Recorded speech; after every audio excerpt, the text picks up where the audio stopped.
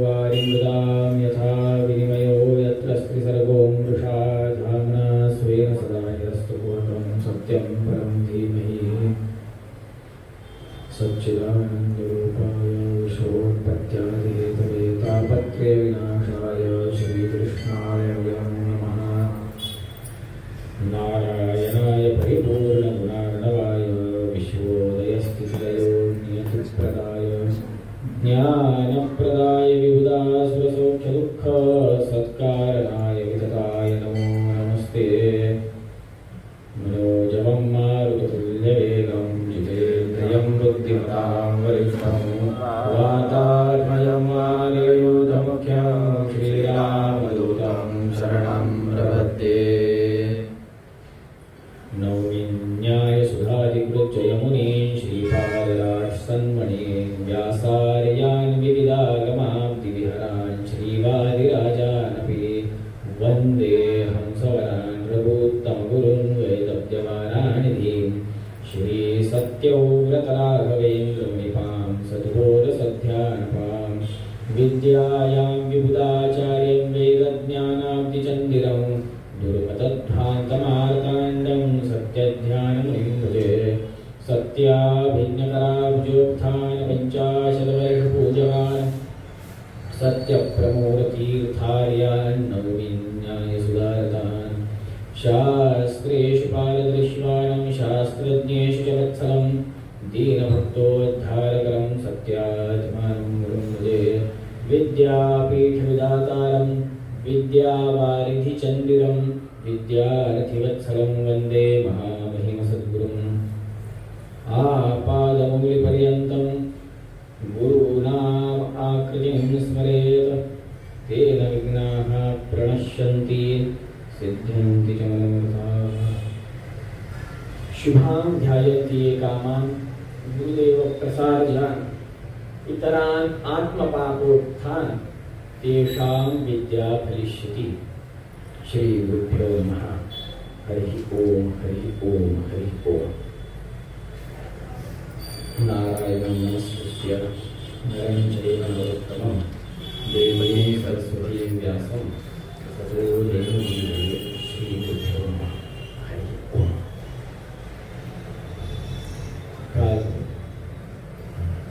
या दंडकारण्य प्रदेशामध्ये रामाश्रमामध्ये गोदावरीच्या सन्निधानामध्ये गोदामातेच्या विजय विठ्ठलच्या या ठिकाणी विजय विठ्ठलांचं एक सन्निधान आहे। पैठण हे आधी आहे, संभाजीनगर हे नंतर आहे, त्याच्यामुळे असं म्हटलं तरी काही वावगं ठरणार नाही।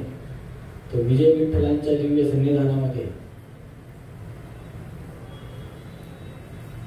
ज्यांचे परात्पर गुरु साक्षात वासुदेवानंद सरस्वती स्वामी महाराज आहेत, अशा त्यांच्या प्रशिष्यांच्या सन्निधानामध्ये साक्षात मुरेश्वर महाराजांच्या सन्निधानामध्ये ही आपली कथा चालू आहे।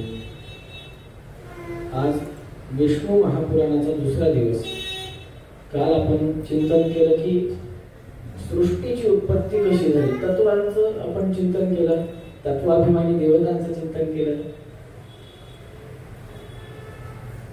ते सर्व तत्व आपल्यामध्ये देखील आहेत। तुम्ही म्हणाल कसं? आपण काय चिंतन केलं की बाबा पृथ्वी तत्व आहे, जलतत्व आहे, वायू तत्व आहे, आकाश तत्व आहे। पृथिव्यप्तेज वायवाकाश कालादिक आत्ममनांसी नवैव। 9 द्रव्य सांगतात अन्नम भट्ट ज्ञानशास्त्रामध्ये। मनुष्य देखील जेव्हा जन्माला येतो तेव्हा पंचमहाभूतांनी जन्माला येतो। कसं? पिंड त्या ठिकाणी तयार होतं। पिंड तयार होण्यासाठी आहुती जाते वीर्याची। ती वीर्याची आहुती जाण्यासाठी आणि तयार होण्यासाठी देहामध्ये अन्न खावं लागतं। ते अन्न शेतातून तयार होतं। ती शेतामध्ये माती असते, ती देखील एक पृथ्वीच आहे ना। तिथून तो उत्पन्न झाला, त्याच्यातून आहुती गेली, त्याच्यातून पिंड प्रतिष्ठापित झाला। मातेचा गर्भ, त्या गर्भामध्ये तो पिंड प्रतिष्ठापित होणं, प्रतिष्ठापित झाल्यानंतर माता जे काही अन्न खाते ते नाळेच्या माध्यमातून पोटामध्ये जातं। पंचमहाभूताने सिद्ध झाला, प्रसूत झाला, वाढला, सगळं झालं, शेवटी गेला, प्राण संपला। शेवटी कुठे गेला? जिथून आले तिथंच गेले।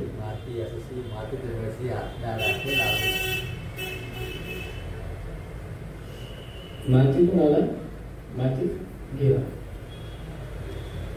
मग तथापि अहंकार, मी केलं, मामा आत्मना श्रुती स्मृती पुराणात, हा विषय संपणार नाही. कालही आपला हाच विषय होता आणि आज तर त्याच्यावर फार दृढ विषय. स्वयंभू मनु, काल मनु भगवंताचं देखील आपण चिंतन केलं की बाबा अभिमानी देवता तत्व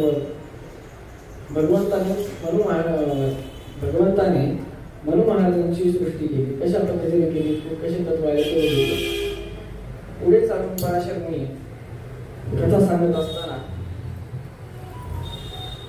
कथा सांगतात, दुर्वाख्यानाला प्रारंभ करतात. हा संवाद कोणामध्ये चालू आहे तर परत एकदा सांगतो, मैत्रीय आणि पराशर मुनी यांचा हा संवाद आहे. स्वयंभू मनु, त्या मनुंना 2 पुत्र आहेत आणि दोन्हीच्या दोन्ही सामान्य नाही. एकाचं एकाचं नाव प्रियव्रत आणि दुसऱ्याचं उत्तानपाद. आता कथा सगळ्यांना माहिती आहे, त्याच्यामुळं कथेमध्ये जास्त न जाता त्याच्यातून आपल्याला काय घ्यायचंय. कारण की चहा आपण पितो किंवा दूध आपण पितो, 24 कॅरेट सोनं घेतो. सध्या सोन्यावरच बोलू, सध्या भाव पण खाली वेगळे. 22 कॅरेट आणि 24 कॅरेट, 18 कॅरेट आणि 9 कॅरेट. क्वालिटी कशाची? 24 कॅरेट मध्ये काही नसतं, त्याच्यावर ट्रिपल लाईन असते, शिक्का असतो, आपण डोळे बंद करून घेतो. 12 कॅरेट किंवा 22 कॅरेट मध्ये तसं असते. 24 कॅरेट कथेमध्ये काय आहे? एकदा आमच्या गुरुजींची पण अशीच चर्चा झाली, महाराजांसोबत पण तीच चर्चा झाली की वेदव्यास रूपी परमात्म्याचं एक श्लोक म्हणजे एक प्रमेय आहे. उदाहरणार्थ पायथागोरस थेरम करा, 30, 60, 90चा प्रमेय, 30, 60, 90 त्याचा प्रमेय धरा. मला जितपत आठवते पायथागोरस झालं त्याच्यानंतर 30, 60, 90 झाला, अजून कुठले 2-3 असतील 10-20. असे तुम्ही कुठले थेरम घ्या ना, ते प्रूफ करावे लागतात. ते प्रमेय मांडल्यानंतर त्याचं प्रमाण द्यावं लागतं, ते सिद्ध करावं लागतं. मग वेदव्यास रूपी परमात्म्याने एवढं सगळं लिहून ठेवलंय, तर एक श्लोक आहे, त्या श्लोकाला तुम्ही पकडा प्रमेय. त्या प्रमेयाला कित्येक लोकांनी सिद्ध केले. ग्रंथांकडे जर का आपण अशा सूत्र स्वरूपात जर का बघितलं तर जास्त चिंतन होतं. नुसतं कथा स्वरूपामध्ये बघितलं, कथा तर लहान लेकरूही सांगतो, कंस मामाला त्यांच्या घरच्यानं मारलं. बरं, सगळीकडे मामाच घालत होते. शकुनी पण मामाच होता, कंस पण मामा कुठंच फिरले नाही. चेष्टेचा विषय नाही, पण कथापेक्षा कथेचा मागचा मर्म अत्यंत महत्वाचा आहे. आपण ज्या पद्धतीने लहान लेकराला सांगतो, कासवाची आणि सस्याची शर्यतीची कथा. कासव का जिंकला? तो थांबला नाही, त्यानं सातत्य ठेवलं. आणि ससा का हारला? ओव्हर कॉन्फिडन्स मध्ये, मी पहिले जातो, खूप पळाला, थकला आणि झोपी गेला आणि हारला. आपलं देखील तसंच आहे. 2 पुत्र होते, एकाचं नाव प्रियव्रत आणि दुसऱ्याचं नाव उत्तानपाद. त्या उत्तानपाद राजाला 2 पत्न्या, सुरुची आणि सुनीती. सगळ्यांना माहिती कथा. सुरुचीचे पुत्र उत्तम आणि सुनीतीचे ध्रुव महाराज. एके दिवशी राज्यदरबारामध्ये कथा सांगितली, जी आतापर्यंत परंपरा आहे तशीच ती कथा आहे की बाबा मांडीवर बसले होते उत्तम म्हणजे कोणतं? सुरुचीचे पुत्र ध्रुव महाराज बघतात, तिथे पराशर महाराज खूप सुंदर सांगतात. पराशर ऋषी श्री पराशर उवाच, राजा सनस्थितं स्याकं पितुर्भ्रातरमाश्रितं दृष्टवोत्तम ध्रुवश्च तमारोघं मनोरथं. बघतात, आपल्या वडिलांनाच बघतात. राजा बसले, राजांच्या मांडीवर आपला भाऊ आहे, मला देखील बसायचं, ही मनामध्ये इच्छा आहे. अनेक ग्रंथकार अनेक विविध प्रकारे ही कथा सांगतात. भागवतामध्ये जर का समुद्र मंथनाची कथा कालची आपण चिंतन केली तर समग्र सांगितली. विष्णू पुराणामध्ये बघितलं लक्ष्मीचं प्रागट्यकरण झालं आणि कथा संपली. आला कथा राहू ही कथाच नाही. पण काल मग ती कथा का सांगितली हा एक प्रश्न आहे. जर का ग्रंथांतरात नाही तुम्ही सांगितली कस का महाराज? संप्रदाय भागवत संप्रदाय म्हणजे कथा अर्धवट सोडणे. ती पण व्यासवाणी आहे, ही पण व्यासवाणी. ग्रंथ श्री साक्षात रमादेवीचं प्रागट्यकरण झालं तिथेच संपलं. तिथं श्री सुक्ताचा इत्यादी महिमा खूप सांगितला. ते तिथंच संपवायचं का समुद्र मंथन? भगवती आली, माता आली, पितांचं काय? पिताचं प्रागट्यकरण सांगितलं नाही. पिता कोण आहे? धन्वंतरी. त्यांचं प्रागट्यकरण सांगितलं का? नाही. त्यांचं प्रागट्यकरण जर का सांगितलंच नाही तर कथा पूर्णत्व जाईल का? सोपं माहिती. कृष्णार्पणमस्तु म्हणल्याशिवाय समर्पण होतं का? समारोप होतो का? त्याच्यामुळे कथा ध्यान द्यायची.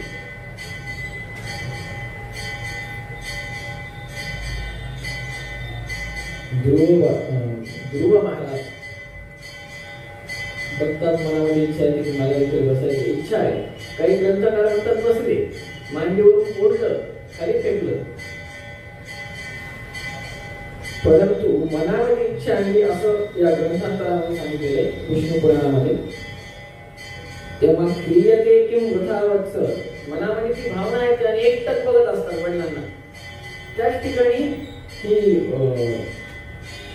सुरुची माता त्या राजवाड्यामध्ये सिंहासनाच्या जवळ असतात आणि बघतात. मनातला वेध लागतो बघा. समोरचा माणूस काय विचार करायला त्यांच्या चेहऱ्याच्या हावभावावरनं कळून जातं की माणूस कसा आहे. कारण की सगळेच जण शकुनी नसतात. नुसत्या हावभावावरनं आपण ठरवतो की हा माणूस चंचल आहे, दुःखी आहे, सुखी आहे. काहीच्या डोक्यात काय विचार चालला? कारण की आजूबाजूला असतं ना वातावरण प्रसंगानुरूप मनुष्य विचार करतो. हा मनुष्याचा स्वभाव आहे.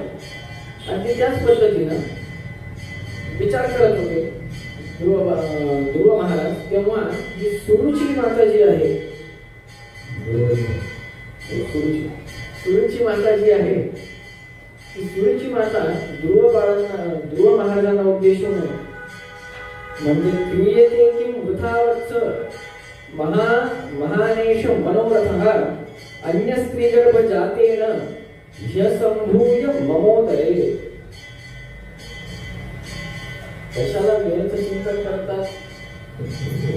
तुम्ही माझ्या वगैरे आलात का? मग त्या सिंहासनावर बसण्याची व त्या सिंहासनावर जे सध्या विद्यमान आहे त्यांच्या मांडीवर बसण्याचे स्वप्न कशाला करतात? तुम्ही माझ्या वगैरे आलात? जर का तुम्हाला त्या सिंहासनावर बसायचं असेल तर पुढे म्हणतात याबद्दल चिंतन करताना तुम्हाला भागवत अष्टादश पुराणांचं चिंतन करताना भागवताला प्रमाण ठेवावं लागतं आणि महाभारताला. तर त्याच्यामध्ये म्हणतात तपसा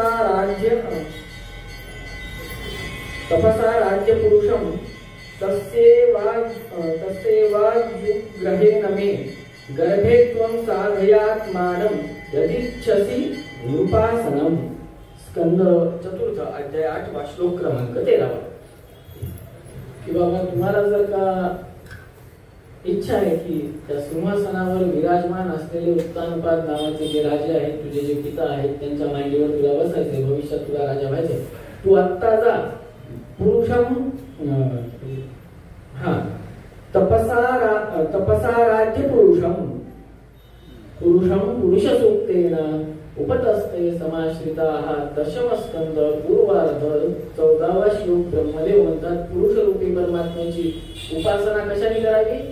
पुरुषम पुरुष सूक्तेन उपतस्ते समाश्रिताः. दुसरा कुठलंही सूक्ताचं ब्रह्मदेवानं नाव काढलं. श्री सूक्त, मन्यू सूक्त, बलिता सूक्त, एकच सूक्त, एकमेव सूक्त. त्या एकमेव सूक्ताचा समग्र सारांश म्हणजे श्रीमद भागवत महापुराण. आपण सहज चालता चालता चेष्टा करतो. भागवत महापुराण कथा आम्ही खूप ऐकल्या, आम्हाला कथा माहिती. जर का कथा माहिती आहे तर मग इथे बसण्यापेक्षा सगळेच जण सगळे गेले असते. कारण की तुकाराम महाराज म्हणते वेदाचाची अर्थ आमासीचा खावा इतरांनी व्हावा. पण मला सांगा, आपण म्हणतो सदेह गेले सदेह गेले, बाकीच्यांना माहित नव्हतं. आणि एवढं त्यांनी गहन चिंतन केलंय, इतकं गहन चिंतन केलंय. त्यांचं गोविंद या शब्दावरचं तुकाराम महाराजांचं जर का चिंतन बघितलं तर डोकं खाजून खाजून रक्त निघेल. एवढं प्रचंड अभंग आहेत त्यांचे गोविंदावर. ज्ञानेश्वर माऊलींचा महाविष्णू, आज हाच विषय येणार आहे. अख्खा महाविष्णूचा विषय आज येणार आहे आजच्या कथेमध्ये. काय म्हणतात की बाबा तुम्ही काय करा, भगवंताची उपासना करा. रडत रडत रडत रडत राज दरबार सोडतात. महाराज ध्रुव महाराज मातेजवळ येतात. पराशरोवाच वत्सका कोप हे चुसते कश्चत्वाम नाभिनंदती. काय झालं, कशामुळे रडताय, काय झालं तुला, सांगत नाही, शांत बसतायत. परत विचारतात काय झालं. तेव्हा म्हणतात इत्युक्त सकलम मात्रे कथयामास तद्यथा सुरुचि प्राह भूपाल प्रत्यक्ष माति गर्विता. सुरुचि मातेने केलेला सगळा अपमान सांगितला, खूप खेद झाला. तेव्हा हे सगळं सांगितल्यावर माता देखील स्तब्ध आहे. काय करावं, खरं सांगता येईना. कारण की स्वतः सुनीती माता बाहेर राहायच्या, राजवाड्यात राहत होत्या का नाही, नवऱ्यानं साईडला ठेवलं होतं. कारण की नवऱ्याचं प्रेम एकावरच होतं. तेव्हा ध्रुव महाराज काय म्हणतात, नान्यत् दत्तम अभिप्स्यामि स्थानम मम्बस्वकर्मणा इच्छामि तदहं स्थानम जन्म प्राप पिता मम. मी स्थान प्राप्त करणार आहे, पण कसं, कोणी दानात आलेलं स्थान घेणार नाही, कोणी दान दिलेलं मी घेणार नाही. ह्याला शिलोंच वृत्ती असं म्हणतात. एक विचारतो, शिलोंच वृत्ती म्हणजे काय, कोणी सांगू शकेल का? सांगेल मी, सविस्तर सांगेल काय शिलोंच वृत्ती म्हणजे काय. धान्य घरी गेलं ते खाली पडतं. ते कोणाकडनं काही मागायचं नाही, कोणाचं दान घ्यायचं नाही, कोणी दिलं तरी घ्यायचं नाही. द्रोणाचार्यांनी ते आचरण केलं. महाभारताची सुरुवात त्या शिलोंच्या वृत्तीमुळे झाली हो. अश्वत्थामा ज्यांना बाहेर पडू देत नव्हते द्रोणाचार्याची, कधीच पडू देत नव्हते घरातून. आणि जेव्हा द्रोणाचार्याची शिक्षा ग्रहण करण्यासाठी भगवंताजवळ गेले, परशुराम परमात्म्याजवळ, तेव्हा इकडे कौरवांसोबत अश्वत्थामाचार्य साक्षात रुद्रदेव, साक्षात महादेव, दुसरं कोणीच नाही. समकालीन 3 अवतार आहेत महादेवांचे, हे लक्षात ठेवा. किती? शुकासारी खेळ पूर्ण वेळ साक्षात शुकाचार्य एक, दुसरे कालच चर्चा झाली दुर्वास मुनी, आणि तिसरे साक्षात अश्वत्थामाचार्य. समकालीन 3 अवतार परस्पर समोरासमोर आलेले. परत अजून 3 अवतार भगवंताचे, कृष्ण अवतार, परशुराम अवतार, अजून एक सांगू शकता साक्षात वेदव्यास परमात्मा. असे 3 अवतार एकत्र अनेक प्रसंगी आलेले महाभारतात. असं असताना मला आता मित्र जेव्हा होतात सवंगडी, तेव्हा एकमेकाच्या घरी जातो, डब्बा पार्टी असते लहानपणीची. तसं गेले राजवाड्यात, दूध पिलं आणि घरी आले, तिथं सगळा कार्यक्रम झाला. दूध म्हणून मातेनं पीठ काढून दिलं होतं इतके वर्ष. हे दूध आहे बाळा. शिलोंची वृत्ती सामान्य नाही हो. फाटकं धोतर असलं तरी मागायचं नाहीये, तसंच जायचंय मळ खपाऊ. दूध दिलं मातेनं, हे दूध नाही म्हणून पेट्याला धक्का मारला. ते सांडलं, मी दूध पिऊन तिथून आलोय, मला खरं दूध पाहिजे. तिथून द्रुपदाची कथा ऐकते, तिथून सुरुवात झाली महाभारताला. कोणी दिलं तर मी घेतो असं नाही म्हणले ध्रुव महाराज. काय म्हणले? मी स्वतःच्या तपश्चर्येच्या बळावर, स्वतःच्या पुरुषार्थाने त्या पुरुषरूपी परमात्म्याकडनं स्थान प्राप्त करून घेईनच म्हणले. घेईल, पाहिल, बघील, जर तर नाही, घेईलच. आणि कसं स्थान घेईल? जे माझ्या पित्याला देखील शक्य नाही, त्यांच्यासाठी देखील ते दुर्मिळ असं स्थान प्राप्त करून घेईल मी माझ्यासाठी. असे आढळ पद प्राप्त करेल असं म्हणून ध्रुव महाराज वनात निघाले. तर वनामध्ये निघाल्यावर नारद मुनी, देवर्षी नारद ते भेटतात. कथा सगळ्यांना माहिती. आता इथून पुढे जे सांगणार आहे ते जप करताना, अनुष्ठान करताना किती महत्वाचं आहे.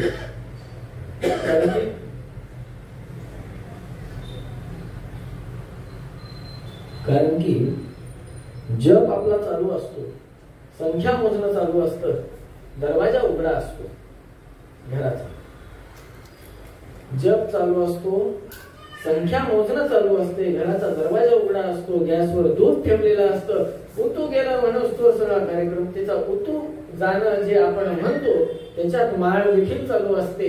ते उतू जाणं देखील त्याच्यामध्ये मोजल्या जातं. बरं, कधी कधी मेरुमणी देखील फिरतो, तेही कळत नाही. मेरुमणी आला का गेला हेच कळत नाही. आकडा मोजण्यात आला का जप मोजण्यात आला हेही कळत नाही. आपलं चिंतनच वेगळं आहे. चिंता आणि चिता, सुभाषितकार खूप छान म्हणतात. चिता चिंता समाउक्ता बिंदू मात्र विशेषतः सजीवम दहती चिंता निर्जीवम दहती चिता.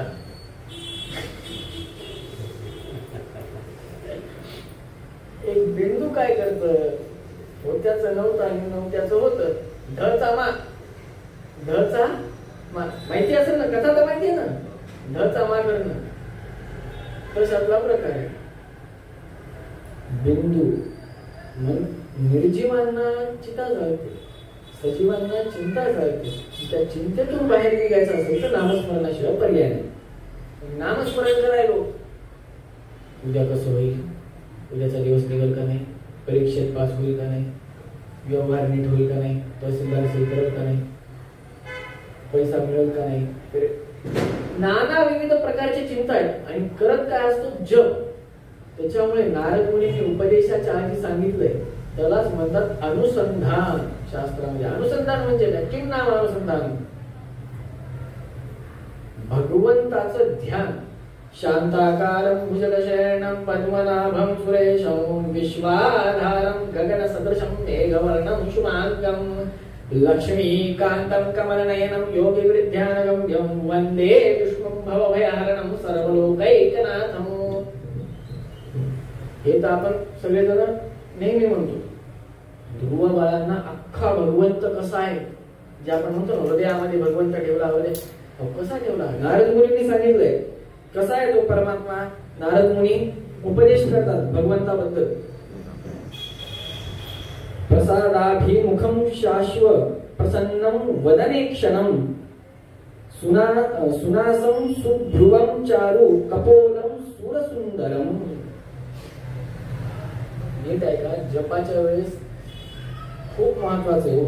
आपण जप करतो, आपल्याला वाटतं पुण्य भेटायला, लक्षच नसेल तर काही फायदा नाही. प्रत्येक साधू संत एकच म्हणतो, 5च जप करा, 5च वेळेस म्हणा, पण अंतःकरणपूर्वक म्हणा. तन मन धन सोडून द्या. पायाच्या नखापासून टाळूपर्यंत एका जागेवर ठेवा, एका रेषेत ठेवा. सगळ्या इंद्रियांना गच्च गाठ बांधून एका साईडला कुंडीला टांगून ठेवा, नंतर करा जप. भगवंताचे नेत्र मुख नेहमी नेहमी नेहमी एक क्षण देखील दुःखी नसतो. भगवंताजवळ दुःखच नाहीये, लवलेश नाहीये दुःखाचा. जर का त्यांच्याजवळ दुःख असतं तर भगवंत आपल्याला सुख देण्यासाठी कधी सिद्ध नसतात. त्याच्यामुळे भगवंत सदैव सुखी आहे, सदैव सुखी आहे. नाक, भुवया, गाल भगवंताचे अत्यंत मन आकर्षण करणारे पुढे म्हणतात तरुणम रमणीयांग मरुनोष्ठे क्षणाधरम प्रणताश्रयनम नृणाम शरण्यम करुणार्णवम. भगवंत अत्यंत तरुण आहे. भगवंताला वृद्धपण नाही. वृद्धपण हा दोष आहे का गुण आहे? दोष. भगवंताला वृद्धपण नाही, कारण की अंत त्याचा असतो ज्याचा जन्म असतो. सकल देवतांचा जन्म आहे. ब्रह्मदेवाचं देखील आयुष्य आहे, त्यांचा देखील जन्म आहे. भगवंताचा आहे का? ते म्हातारे कसे होते? ओठ लालसर आहेत, नेत्र देखील गुलाबी आहेत. पुढे म्हणतात श्रीवत्सांकम घनश्यामम पुरुषम वनमालितम शंख चक्र गदा पद्म अभिव्यक्तम चतुर्भुजम. श्रीवत्स, भगवंताच्या छातीवर श्रीवत्स चिन्ह आहे. वनमाला, तुळशीची माळ, हार, तोमाल घातलेला आहे. आपाद मस्तक धारण केलेला आहे भगवंतानं.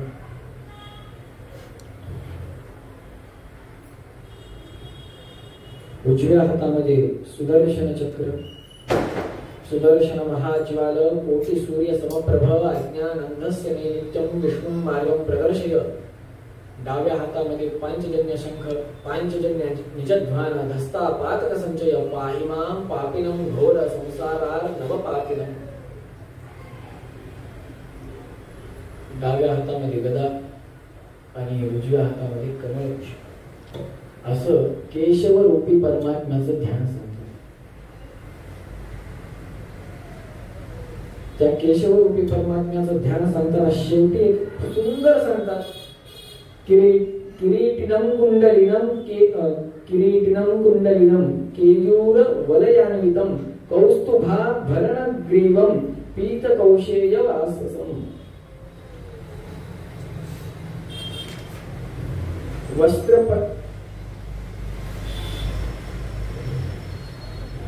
शतभार किरीट याच्याबद्दल चिंतन करताना आता याच्या सुरुवातीलाच किरीटम कुंडलिनम म्हणून दिले. किरीटिनम कुंडलिनम. तर आपल्याला थोडस वेदव्यास भगवंताच्या अजून एका ग्रंथामध्ये प्रवेश करावा लागतो. त्याचं नाव आहे भविष्योत्तर पुराण. त्या भविष्योत्तर पुराणामध्ये आपण चिंतन करताना व्यंकटेश महात्म्यामध्ये जर चिंतन केलं तर आपल्याला कळतं की आकाश राजा नावाचा राजा होता. त्याची मुलगी पद्मावती माता, साक्षात रमादेवी, साक्षात महालक्ष्मी. तेव्हा भगवंताचं पद्मावती मातेचं कन्यादान.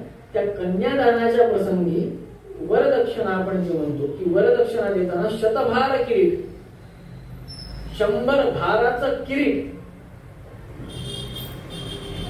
नाव काढून ठेकर आहे. शतभार किरीट जे आहे ते शतभार किरीट भगवंता धारण करतात डोक्यावर. आपली काय योग्यता आहे? आपण जातो भगवंताच्या दारात. धन्य वेणुराज अनुक्षेत्र पाळा सुवर्णाची कमळे बनमाळा गळा राही रत्माबाई राणीया सगळा ओवाळी ती राजा विठोबा सावळा. आपल्याकडे म्हणतच नाही. वेळ नाही आम्हाला. वेळ नाही. आरत्या देखील गायत 17 उठाने ओंकार ती पण काढली. पहिले 2 कडवे म्हणतात ते पण ते बरं म्हणताना पण अशी आम्ही म्हणतोय ना बस झालं. ते भगवंतावरच उपकार केल्यासारखे. त्याने उपकार करायला अहो तुम्ही कोणाची आरती? हनुमंतरायाची. त्यांनी शेपटीनं नुसतं लंका दहन केलं. हनुमंतराय काय म्हणतात माहिती का? हनुमंतरायांची ताकद काय माहिती? रावण विचार कपे कुतोसी कस्य वा किमर्थमीदृशं कृतम् इति वितस्य चावदत् प्रणम्य राममेश्वरम. कपे कुतोसी कस्य वा. कोण आहेस रे कपी तू? कोण आहेस तू? कशासाठी आलास? तेव्हा हनुमंतराय फक्त हात जोडतात प्रणम्य राममेश्वरम. तेव्हा म्हणतात अवैहि दूतमागतम दुरंत विक्रमस्य मां रघुत्तमस्य मारुतिं कुलक्षये कलेश्वरम. हे कोण आहे? अवय हिंदूतमागतम दुरंत विक्रमस्य माम. शतयोजन आतापर्यंत कुणी येऊ शकलं नाही तुझ्या लंकेमध्ये, असा मी आहे, असा माझा विक्रम आहे. अवय हिंदूतमागतम दुरंत विक्रमस्य माम रघुत्तमस्य मारुतीं कुलक्षयेत्वदेश्वरम. तुझ्या कुळाचा नाश करण्यासाठी मी एकटाच पुरेसा आहे. हे कोण आहे? रामदूत आहे. सुंदरकांडामध्ये येतो, सुंदरकांडामध्ये येतो. अंगावर काटे येतात नुसतं हनुमंतरायचं नुसतं एक सुंदरकांड एकदा पठण करा, 1000 हत्तींचं बळ काय असतं ना ते कळतं. 1000 हत्तींचं बळ काय असतं ते कळतं. भगवंत शतभार किरीट धारण करतात. शतभार किरीट, कुंडल, मत्स्य कुंडल हे सगळ्यांना माहिती आहे. कानामध्ये मकराकार कुंडल, बाजूबंद, कडे, तोडे. आता तोडे पायामध्ये घालतात, कडे हातामध्ये घालतात, बाजूबंद दंडामध्ये घालतात. त्यानंतर कमरपट्टा, कौस्तुभमणी एवढं धारण करतात. आणि भगवंताचं वस्त्र या ठिकाणी सांगितलेलं आहे पीत कौशेय वाससम पितांबर. कसं आहे पितांबर कळलं तर पाहिजे. भगवंताची हाईट काय, आपण घालतो 9 मीटर असतं, आपलं धोतर किती असतं 9 मीटर. भगवंताचं पण कळलं पाहिजे ना 16 किती मीटर आहे. बरोबर आहे ना, म्हणजे दुकानातून आणायला कळतंय. वेदव्यास रूपी परमात्म्यानं स्पष्ट वर्णन केले भविष्योत्तर पुराणामध्ये. वस्त्र पंचदशम हस्तम बिभ्रतत्वोपरी. 15 हस्त म्हणजे किती, 15 हात लांब भगवंताचं पितांबर आहे. 5 हात लांब उपवस्त्र आहे. आणि असा तो परमात्मा हे पितांबर धारण करून घोड्यावर बसतो आणि शिकारीसाठी जातो.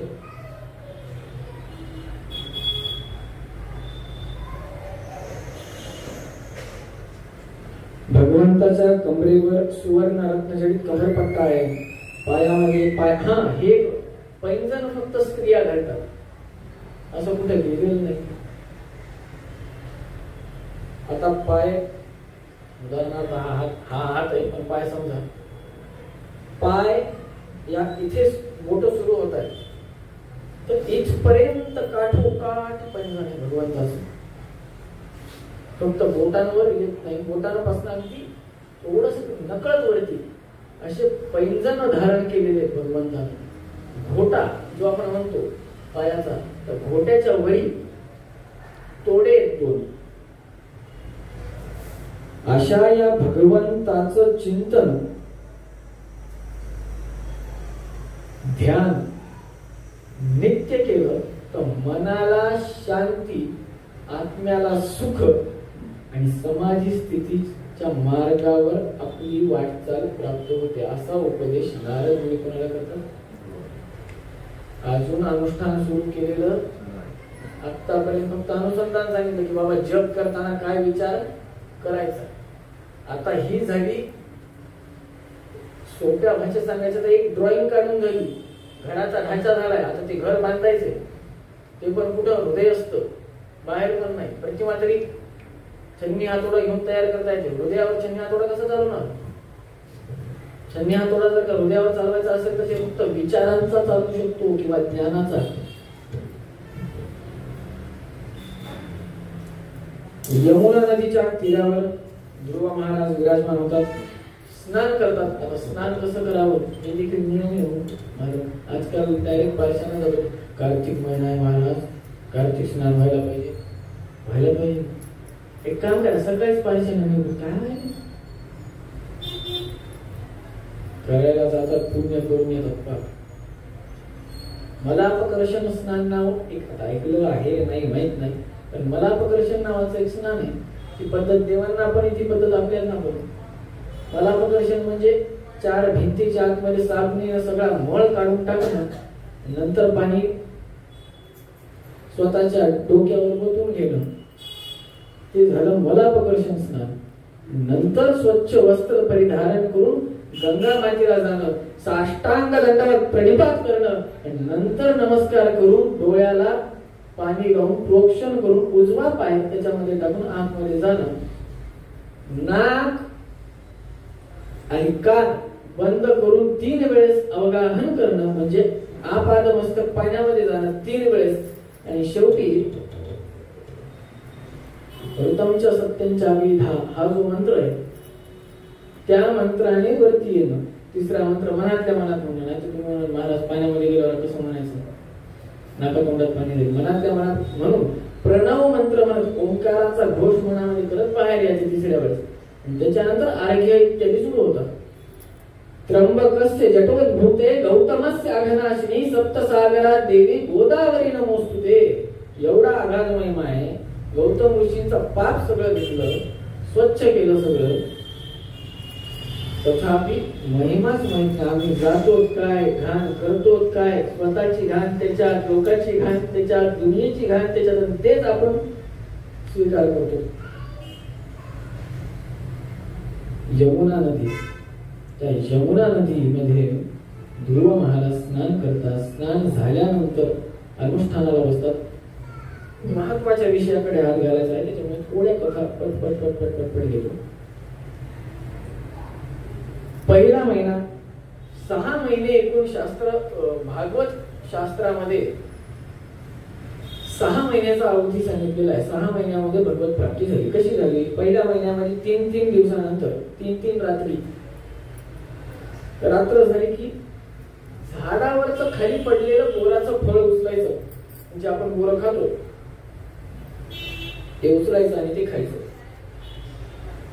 दुसऱ्या महिन्यामध्ये 6 दिवसाला 6 दिवसाच्या अंतराने वाळलेलं गवत आणि झाडावरची वाळलेली पानं जी खाली पडली ती खायचं.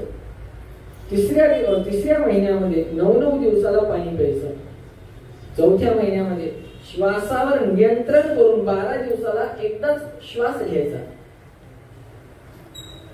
5व्या महिन्यामध्ये एकंदरीत श्वासावर समग्र नियंत्रण, सर्व इंद्रियांवर नियंत्रण आणि एका पायावर उभं टाकून तपश्चर्या सुरू झाली. घोर तपश्चर्या अत्यंत.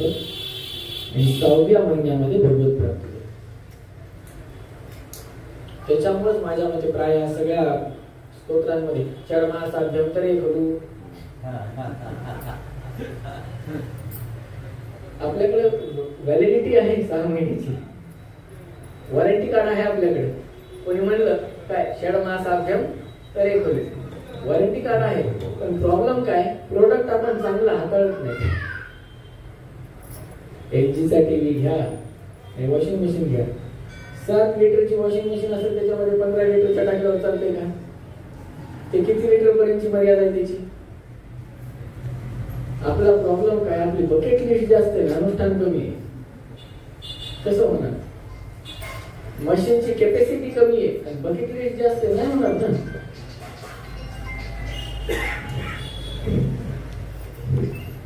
भगवंत प्रत्यक्ष झाले. प्रत्यक्ष झाले कसे झाले?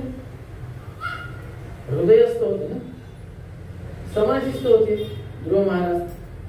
भगवंत हृदयात जी आकृती आहे केशवरूपी परमात्म्याची, ती आकृती प्रत्यक्ष झाली. भगवंत म्हणतात अरे ध्रुवा मी आलो, जागृत हो. होत नाही, समाधीच तेवढी लागलेली. असंप्रज्ञात समाधी स्थिती, समाधीच्या देखील स्थिती आहे. असंप्रज्ञात समाधी स्थिती. काय असंप्रज्ञात समाधी स्थिती? त्या समाधी स्थितीमध्ये परीक्षित राजाने कोणाचा अपमान केला आठवते का?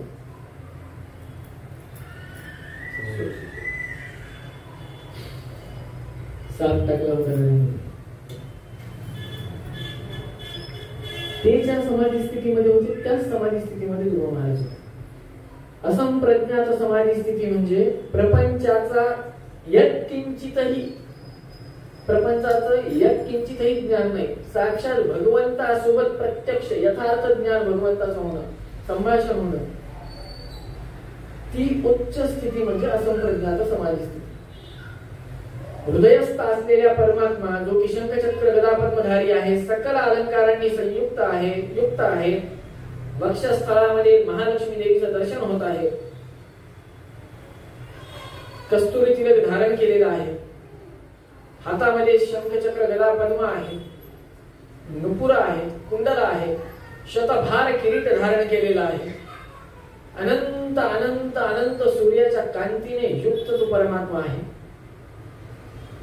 अशा त्या परमात्म्याचं ध्यान होत असताना तोच हृदयस्थ असलेल्या त्या हृदयामध्ये होत असलेल्या भगवंताचं दर्शन तेच साक्षात भगवंताचं केशव रूप समोर प्रगट झालं. ते प्रगट झालेलं रूप साक्षात भगवंत केशवरूपी परमात्मा म्हणतो, अरे ध्रुव बाळा माझ्याकडे होतो, बघतायत का? समाधी. तेव्हा पांचजन्य गाळाला स्पर्श करतात. समाधी तुटते. समाधी तुटल्या क्षणी ध्रुव महाराज फक्त आपाद मस्तक बघतात भगवंताला. उच्चारण काय करावं तेच कळत नाही, काय म्हणावं हेच कळत नाही. तेव्हा सगळ्यात पहिले ध्रुव महाराज जे म्हणतात, ध्रुववाच योवन्तः प्रविश्य मम वाचमिमां प्रसुप्तां संजीवयत्यखिल शक्तिधः स्वधाम्ना अन्यांश हस्तचरण श्रवणत्वगादीन् प्राणां नमो भगवते पुरुषाय तुभ्यं. एवढाच उपदेश आहे. त्याच्या पुढची कथा नको, मागची नको, याच्यावर चिंतन करा. हे एक श्लोक जर का हृदयाच्या काळजावर लिहून ठेवला तर मला शाश्वती पक्क आहे. फक्त मनुष्यानं ते इमानीद्वारे करावं. समोरच्या भगवत प्राप्तीसाठी बस झालं. योग अंतः प्रविश्य मम वाच इमां प्रसुप्तां. जो माझ्या हृदयस्थ होता, जो माझ्या हृदयस्थ राहून कर्म करून घेतो. काय वाटतो आपण इथपर्यंत आला? कसे आला? काही जण गाडीवर आले, काही जण ऑटोन आले, काही जण पायी चालत आले. घरामध्ये सुखाने होते की खात पीत बसले होते, किंवा टीव्ही बघत बसले होते, किंवा स्वतःचे पैसे मोजत बसले होते, किंवा काहीतरी जे काही कार्य असेल ते कार्य करत होते. मग अचानक अशी प्रेरणा का झाली इथे यावं? भोजनाची आपण विषय घेऊया. भोजन पोटभर जेवण झालं. पोटभर जेवण झाल्यानंतर पोट भरून पाणी पिलं, किंवा पानका पिला, तुम्ही शरबत करून पिलं, तहान भागली, पोट भरलं. आता परत पाणीचं ग्लास किंवा तांब्या समोर ठेवल्यावर तुम्ही पिता का? का नाही पित? इच्छा तुमच्या अधीन आहे ना. तुम्ही म्हणतात माझी इच्छा, माझी इच्छा. माझी इच्छा म्हटल्यावर प्या तुमची इच्छा, पाणी प्या. जर का इच्छा तुमच्या अधीन आहे तर मग तुम्ही पाणी प्यायला पाहिजे का नाही? तहान संपल्यावर देखील. आणि कितकाला प्यायला पाहिजे? नुसतं एक तांब्याने 1000 1000 लिटर पाणी असं स्वत केशवाय स्वाहा नारायणाय स्वाहा. अंगामध्ये अगस्त्य ऋषींचा संचारच व्हायला पाहिजे. बरोबर ना? त्यांनीच करता ना आचमन. त्यांचा संचार व्हायला पाहिजे. आचमनात समुद्र सगळं शोषून टाकणारे ते ऋषी मुनी, त्यांचा संचार व्हायला पाहिजे ना. 1000 1000 लिटर पाणी असं सहज बसल्या जागेवर पिता आलं पाहिजे. जर का इच्छा आपल्या आधी नाही, जर का इच्छा तुमच्या आधी नाही आणि तरी आहे म्हणतात, तर हे खरं का खोटं? भोजन केलं, भोजन केल्यानंतर भूक लागली का? सगळेजण इथंच राहतो. पैठणची कथा माहिती आहे ना, लड्डू सावकाराची. लड्डू सावकाराचा पालथी नगरी तर माहितीये? पालथी नगरी माहिती? तर पालथ्या नगरीमध्ये लड्डू सावकाराचा वाडा आहे.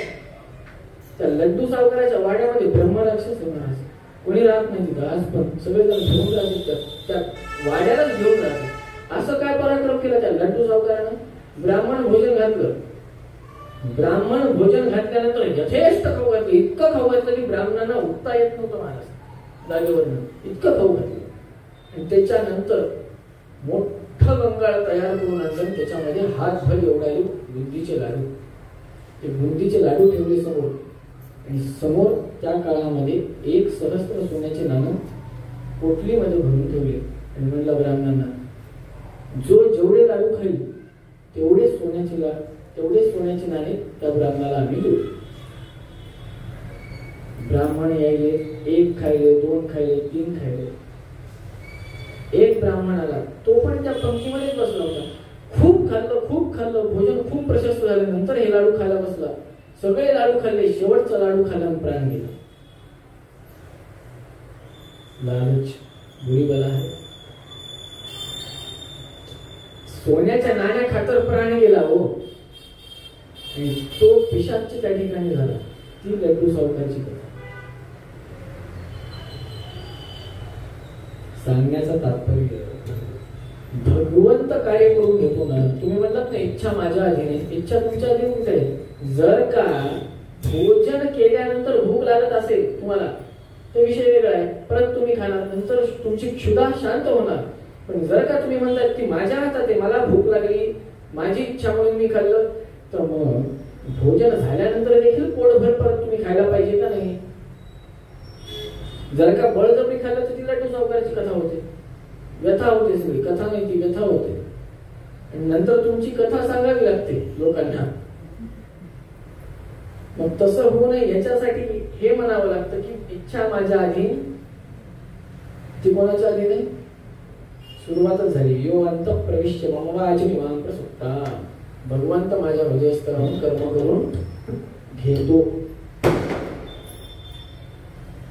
कुठलं कुठलं कर्म करून घेतो? अनेक कर्म करून घेतो, अनेक. पुढे म्हणतात संजीव यत्यखिल शक्ती धरस्व धामना. शक्ती कोणी दिली हे तर मान्य करत नसेल. प्रसूतीच्या वेळेस जननीला किती त्रास होतो याची कल्पना करणं शक्य नाही. मग ती शक्ती कोणी दिली?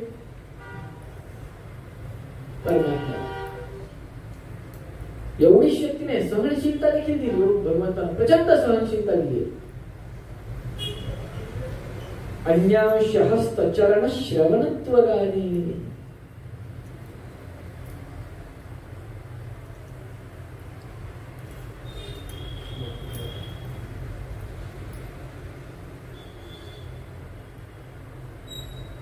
स्वामित्वं गृहरे तवानुचरणा प्राणात् शरीरं गृहं पूजा ते विषयोपभोग रचना निद्रा समाधि स्थितिः संचार पदयो प्रदक्षिण विधी स्तोत्राणि सर्वाग्रहाय यत् कर्म करोमि तत्तदखिलं विष्णोतवाराधनं किंवा शंभोतवाराधनं. सुरुवात झाली स्वामी त्वं गृहरे तवानुचरणा प्राणात् शरीरं गृहं. कुठे तुम्ही? हृदयस्थ अंतर्यामी आहात आमच्या. आपणच भगवंत ही कल्पना करणं चुकीचं आहे. त्याच्यामुळेच म्हणतात त्वमेव माताच पिता त्वमेव त्वमेव बंधुच्च सखा त्वमेव त्वमेव विद्या द्रविणं त्वमेव त्वमेव सर्वं मम देव. म्हणजे माझे आई वडीलच भगवंत. हे कुठलं लॉजिक झालं? गुरुर ब्रह्मा गुरुर विष्णू गुरुर देवो महेश्वरः तस्मै श्री. जर का तुम्ही गुरूंना ब्रह्म विष्णू रुद्र तिन्ही म्हणत असाल तर देहाचा नाश, जर का विष्णू म्हणत असाल तर भगवंताचा देह सच्चिदानंदात्मक आहे. मग गुरूंचा नाश व्हायला पाहिजे का नाही? व्हायला पाहिजे का नाही? जर का गुरुर ब्रह्मा गुरुर विष्णू गुरुर देवो महेश्वरः या श्लोकावर जर का चिंतन केलं तर गुरु जर का ब्रह्म रुद्र आणि विष्णू या तिन्हीचा अवतार आहेत, तो गुरूंचा नाश व्हायला पाहिजे का नाही?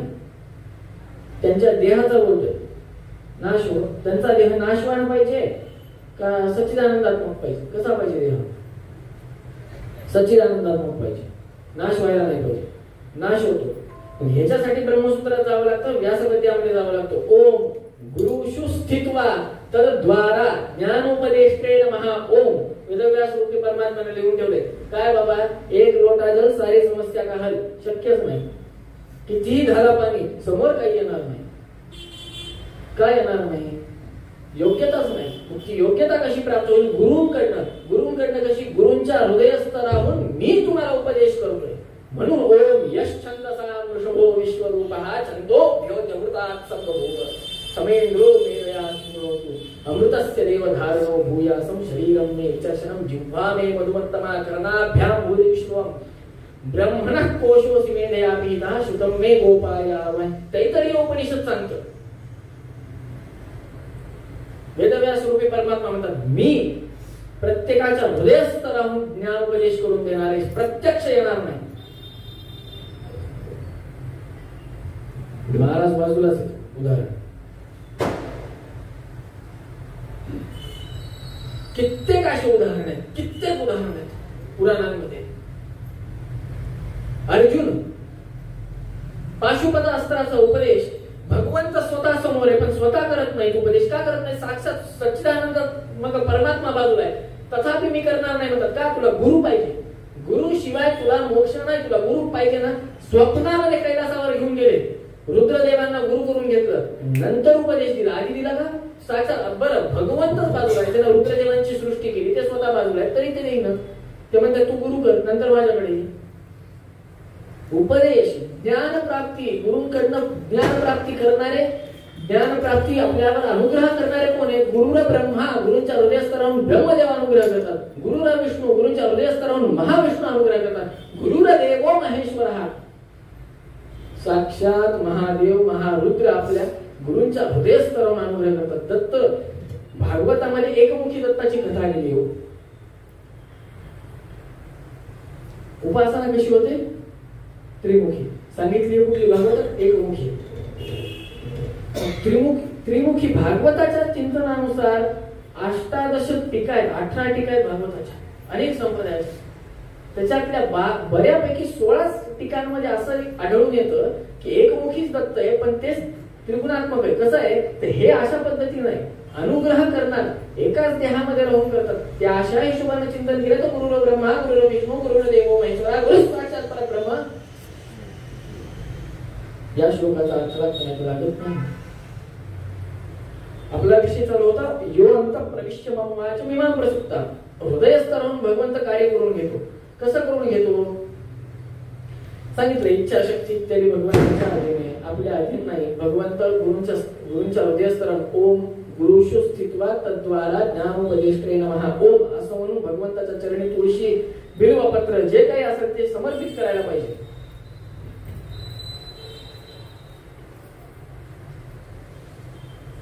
श्रवणत्वगादी संचार पदेव प्रदक्षिण विधी स्तोत्राने सर्वागिराः यद्यत् कर्म करोमि तत्तदखिलं विष्णु तवाराधनं. जेव्हा आपण कर्म करतो, ते प्रदक्षिणा असो किंवा बाहेर फिरणं असो, काही असो, जे जे कर्म करतो ते सर्व काही भगवंता तुझी पूजा आहे, तुझं आराधना आहे, ही भावना ठेवून करायला पाहिजे. स्नान करतोय, माझ्या हृदयस्थ असलेल्या परमात्म्याला अभिषेक घालतोय, अलंकार करतोय, स्वतःला हृदयस्थ असलेल्या परमात्म्याला अलंकार करतोय, ही भावना पाहिजे. भगवंत ध्रुव महाराजांना आढळपद देतात, कथा माहितीये. आढळपद देतात, नंतर 36,000 वर्ष तुम्ही राज्य करा, नंतर तुम्हाला 1 मन्वंतरापर्यंत तुम्ही राज्य करायचे. किती? 1 क्षमा करा, नाही 36,000 वर्ष, क्षमा करा, 36,000 वर्ष तुम्ही राज्य करा असं सांगतात.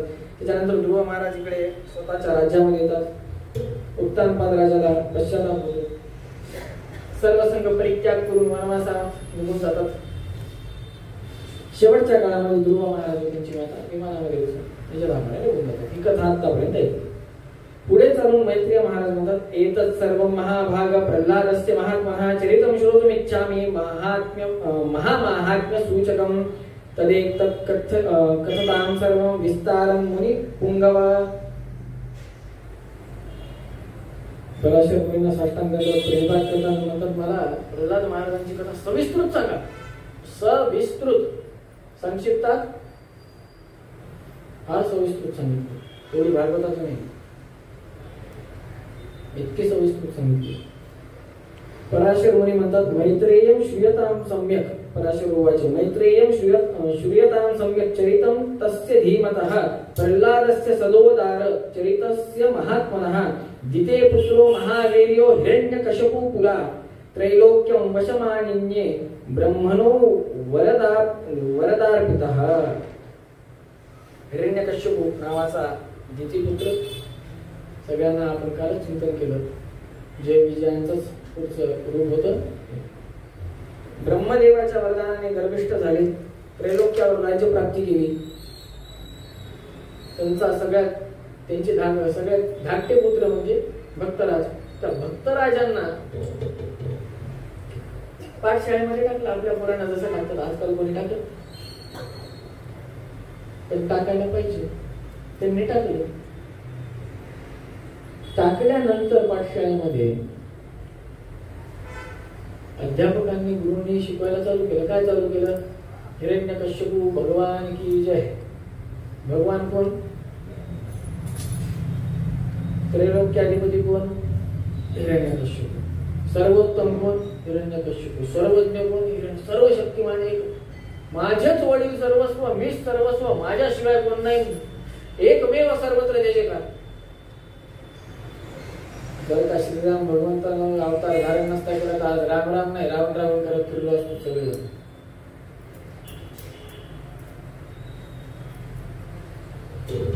वडिलांसमोर एके दिवशी गुरुजी सगळ्या पोरांना घेऊन आले. एका पोरांची परीक्षा घेतली. आनंद झाला. एक एक जण परत स्वतःच्या पित्याच्या अर्थात राजाची स्तुती करायला, राक्षस राजाची.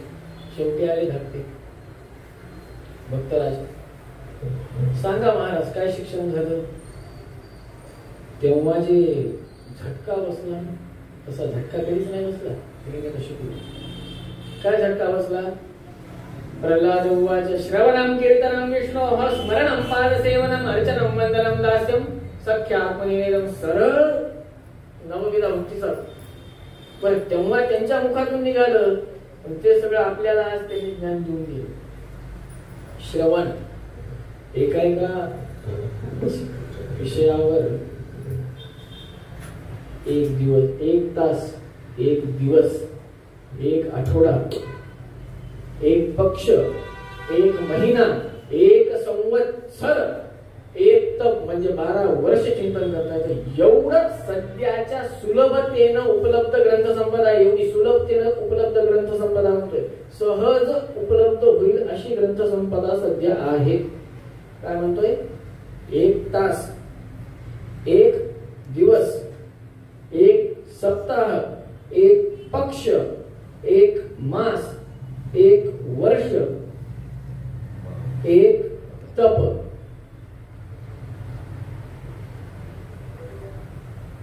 श्रवण काय? श्रवण करणार. श्रवण काय करावं? श्रवण म्हणजे काय? सुरुवात श्रवणं कीर्तनं विष्णू म्हणलं ना. श्रवण काय करावं? श्रवण कशाला म्हणावं? हा सगळ्यात मोठा प्रश्न आहे. श्रवण कोणाचं करावं? काय करावं? योग्य व्यक्तीकडनं श्रवण करावं. योग्य व्यक्तीचं श्रवण करावं.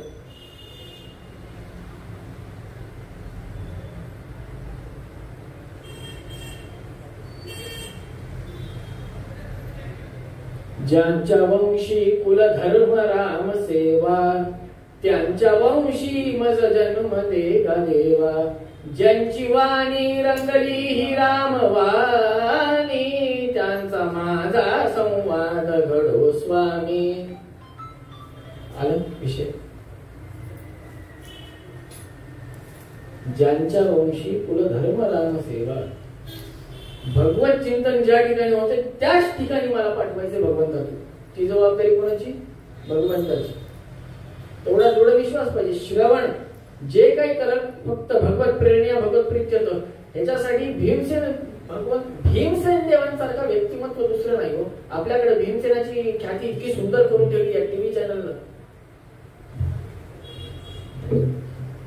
सगळे सिरियलच बंद करून टाकायला पाहिजे. एकही ठेवायचं नाही. महाभारत पण नाही, रामायण पण नाही. सगळ्यात जास्त वाटोळ केलं ग्रंथांचं. भीमसेन देव काय करतात? तर फक्त खातात, बाकी त्यांचं काहीच नाही. इतका अवघड करून ठेवलं. महाभारतामध्ये आज जे तुम्ही मन्युसूक्त सगळेजण आपण म्हणतो, यस्ते मन्युर्ती सप्तऋचस्य सूक्तस्य तापसो मन्यु भीमसेनो वा ऋषी मन्युर देवता दृष्टुप छंदाद्या जगती. हे जे छंद आहेत, छंद ऋषी आहेत. दुःशासनाचा वधाचा प्रसंग आहे. सगळ्यांनी नीट ऐका. डोळे बंद करा वाटल्यास. डोळ्यासमोर आणा. एका क्षणासाठी करून बघा हो. डोळे बंद करा. 2 मिनिटासाठी. खरंच करा, मजाक करत नाहीये. डोळे बंद करा. कुरुक्षेत्राचं रणांगण डोळ्यासमोर आणा. त्या रणांगणामध्ये दुःशासनाच्या छातीवर प्रहार केला, छाती फाडली. तेव्हा कसं असतं, गुरुकुलामध्ये जे आपण शिक्षण घेतो तेव्हा गुरूंनी काही सांगितलेलं असतं, त्याच्यानंतर उपदेश दिलेला असतो. त्या उपदेशाची जप तप इत्यादी करायचं असतं. त्याच्यातून जे ज्ञान प्राप्त होतं, जे गुरूंनी दिलेलं नसतं ते प्रगत होतं. ज्ञान स्वयं व्यक्त होतं. त्याला वेद प्रत्यक्ष होणं असं म्हणतात. आधी मन्युसूक्त प्रत्यक्ष झालं नव्हतं. जेव्हा युद्ध प्रसंग आला, त्या युद्ध प्रसंगामध्ये रणांगणामध्ये दुःशासनाची छाती फोडताना भीमसेन देवांच्या मुखातून वायुदेवाच्या मुखातून निघालं ओम यस्ते मन्यो वेदवजसाय सर्वोज पुष्यति विश्वामानुषका साह्यामला समार्यं त्वया आविचा संस्कृते सहस्रता छाती फोडली संसृष्टं धनमुभयं समाकृतमस्मभ्यं दत्तां वरुणश्च मन्योभ्यं ददा अनार्दयेषु शत्रावपरा अजितास्वपरिलायन्तां ध्यायन् नरसिंहं रवित्रनेत्रं जानुप्रहत्तकरं ममथापराभ्यां चक्रं धरचरणं प्रिया समेतं तिग्मांशपट्टे अधिक तेज समग्र शक्ती साक्षात नरसिंह भगवंत त्या कुरुक्षेत्रावर प्रत्यक्ष झाले. फक्त आणि फक्त वायुदेवांना फक्त आणि फक्त त्या भीमसेन देवांनाच ते दिसत होते. हृदय काढलं, भगवंताच्या उजव्या पायाच्या अंगठ्यावर पिळून अभिषेक घातला.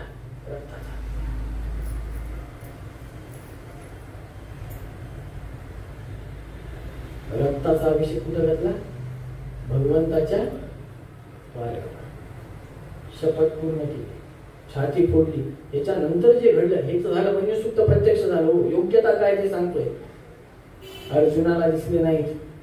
यमधर्मराज असलेले साक्षात धर्मराज युधिष्ठिर सदैव सत्य बोलणारे त्यांना दिसले नाहीत. अश्विनी कुमारांना दिसले नाहीत. कोणालाच दिसले नाही. जेव्हा सगळं युद्ध झालं त्याच्यानंतर सिंह एखाद्या वाघ किंवा सिंह स्वतःच्या शिकार झाल्यानंतर त्या मृत पशूच्या बाजूला फिरतो, अगदी त्या पद्धतीने ते फिरू लागले. कौरव तर पळून घेत, कौरव तर जाणार, जो पांडव पण पळून घेते रणांगण सोडून. 3 प्रहर युद्धच नव्हतं, एकटेच हे फिरत होते तिथं. महाभारत सांगतं आणि आपण टीव्ही मध्ये वेगळंच बघतो.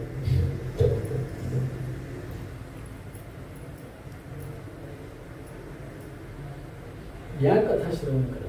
हे श्रवण कीर्तन जे श्रवण केलं त्याचं सतत चिंतन व्हावं. ते गुरुकथा श्रवण व्हावी, गुरुकथा सांगण्यात यावी. कीर्तन, स्मरण, अनुसंधान जे आता मी सांगितलं तसं स्मरण व्हावं. पादसेवन, पादसेवा. भगवंत काही प्रत्यक्ष येणार नाही आणि महालक्ष्मी शिवाय दुसऱ्याला कोणाला अधिकार नाही.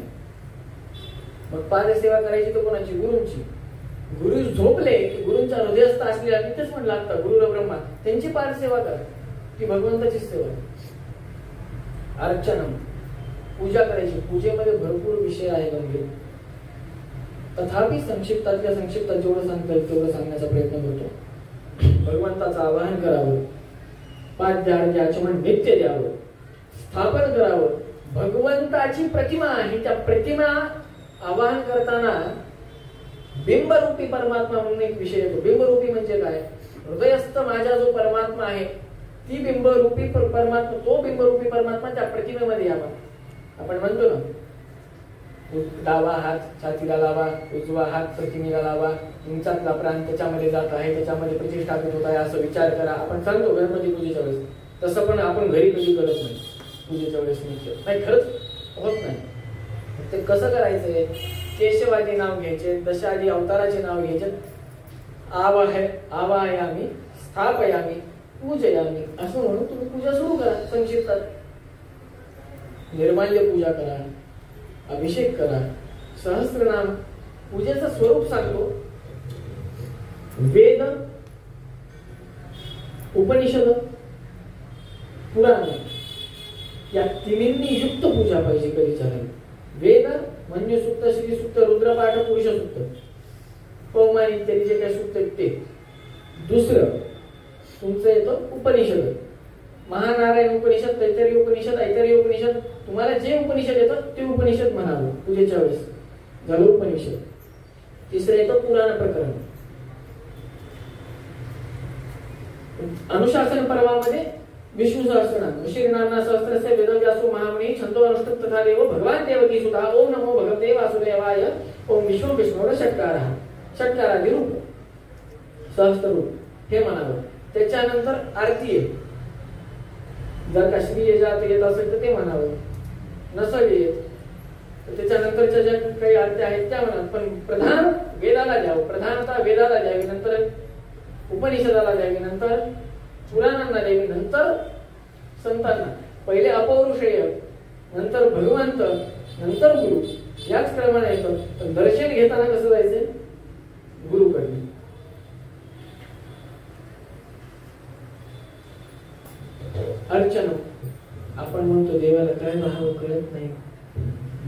सगळं प्रिय आहे आमचं.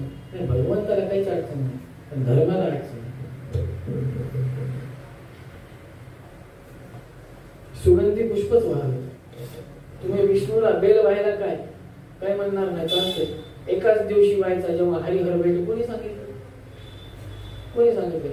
तसं बघता बेल गणपती पूजनाच्या वेळेस बिल्वपत्र सांगितलेलंच आहे. राजोपचारामध्ये सगळं सांगितलंय ना, मग का वाहू नये?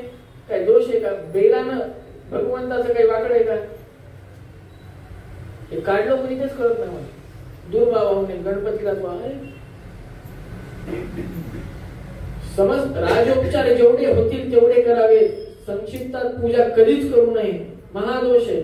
आणि जर का चहा पिऊन पाणी पिऊन पूजा करत असाल तर एक लक्षात ठेवा, फक्त आणि फक्त नरक जात नाही.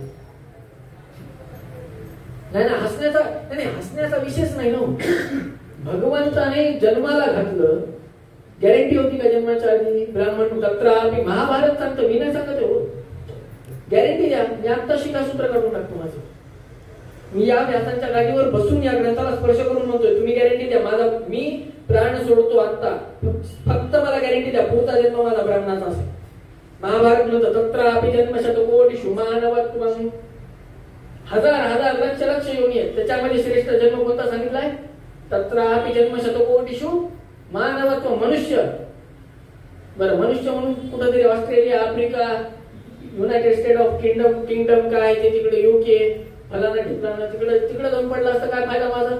परत त्याच्यामध्ये सांगतात तत्रापि जन्म शतकोटिषु ब्राह्मणत्वं, तत्रापि जन्म शतकोटिषु वैष्णवत्वं, तत्रापि जन्म शतकोटिषु मत्परत्वं. तुम्ही गॅरंटी द्या ना, माझा पुढचा जन्म ब्राह्मण कुळामध्ये होईल, भागवत धर्मामध्ये होईल, भागवत धर्माचं चिंतन होईल. मी आता या क्षणी शिखासूत्र काढून टाकून प्राण सोडतो. कसं सोडायचं काहीच नाही. उद्या निरंकार एकादशीच आहे, पाणीच घ्यायचं नाही, द्वादशी पारणच करायचं नाही, काहीच गरज नाही. 7 दिवस तसंच बसायचं, निघून जातं प्राण. अहो, महाभारतासारखं शास्त्र नाही. एकदा आचरण सोडा, फक्त एकदा ऐका, फक्त एकदा ऐका. मी गॅरंटी देतो 100% आयुष्य होतं. समोर जन्माला आलं तरी आनंद करत नाही, मेला तरी आनंद, दुःख दाखवत नाही. सख्खा माणूस गेला तरी म्हणते जायचंच होतं, गेला. एवढं वैराग्य येतो मनामध्ये, एवढं वैराग्य येतो. आयुष्यच बदलते. राजकारण, पॉलिटिक्स तर मोठी केल्यासारखे येते. काय बाळकडू भेटल्यासारखे त्या माणसाला. बाळकडू, विदुर नीती, भीष्माचार्यांची नीती, शकुनीची नीती, किती किती किती किती म्हणून सांगू, एवढ्या नीती आहेत. त्याला तुम्ही कसं खेळवा कळून जाते समोरचा माणूस काय करतो. पण आपण करतच नाही ना. त्याच्यामुळे आमचे गुरुजी नेहमी म्हणतात की 5 ते 15 वर्ष नाती गोती पक्की करावीत, रामायण सांगावं. 15 ते 25 वर्ष महाभारत सांगावं, सगळ्या नीती, पॉलिटिक्स, राजकारण, समाजकारण, अर्थकारण सगळं घट्ट करावं. आणि 25च्या पुढं भागवताकडे जावं. आपल्याकडे सगळं उलटा कार्यक्रम चालले महाराज, सगळा उलटा कार्यक्रम चालले. रामायणासारखी नाती कुठे सांगितली नाही, महाभारतासारखं राजकारण कुठे सांगितलं. एक ग्रंथ दाखवा मला जो रामायणाच्या नंतर समानार्थी म्हणून किंवा रामायणाच्या बाजूला तुलनेत ठेवता येईल नाती गोती सांगणारा. एक ग्रंथ सांगा ज्याच्यात राजकारण, समाजकारण, अर्थकारण सांगितलं. महाभारतानंतर दुसरा त्या तुलनेचा ग्रंथ. एक ग्रंथ सांगा मला मोक्ष प्रदान करणारा, भागवतानंतर दुसरा असा कुठला ग्रंथ असेल. त्याच्यामुळे म्हणतात अर्चन फार महत्वाचं आहे. ब्राह्मण म्हणून जन्माला आलो, साधू संतांच्या संगतीत आलो, काय केलं असतो बाहेर देश आवचित वर्णाश्रम बाह्य जे त्यांच्या भावा बहिणीचं नाही नातं. बाहेर देशामध्ये माय लेकाचं नाही. उद्यानामध्ये प्रवेश एकासोबत होतो, जाताना दुसऱ्या सोबतच असतं जोडपं. नाही, हकीकत आहे ना, खोटं कशाला बोलावं महाराज. जे सत्य आहे ते सत्य आहे. याच ठिकाणी आपण काय म्हणतो, विवाह सूक्त म्हणतो ना. अग्नी नारायणाला जन्माला आल्यावर अग्निकर्म इत्यादी करतात. उपनयनाच्या वेळेस त्या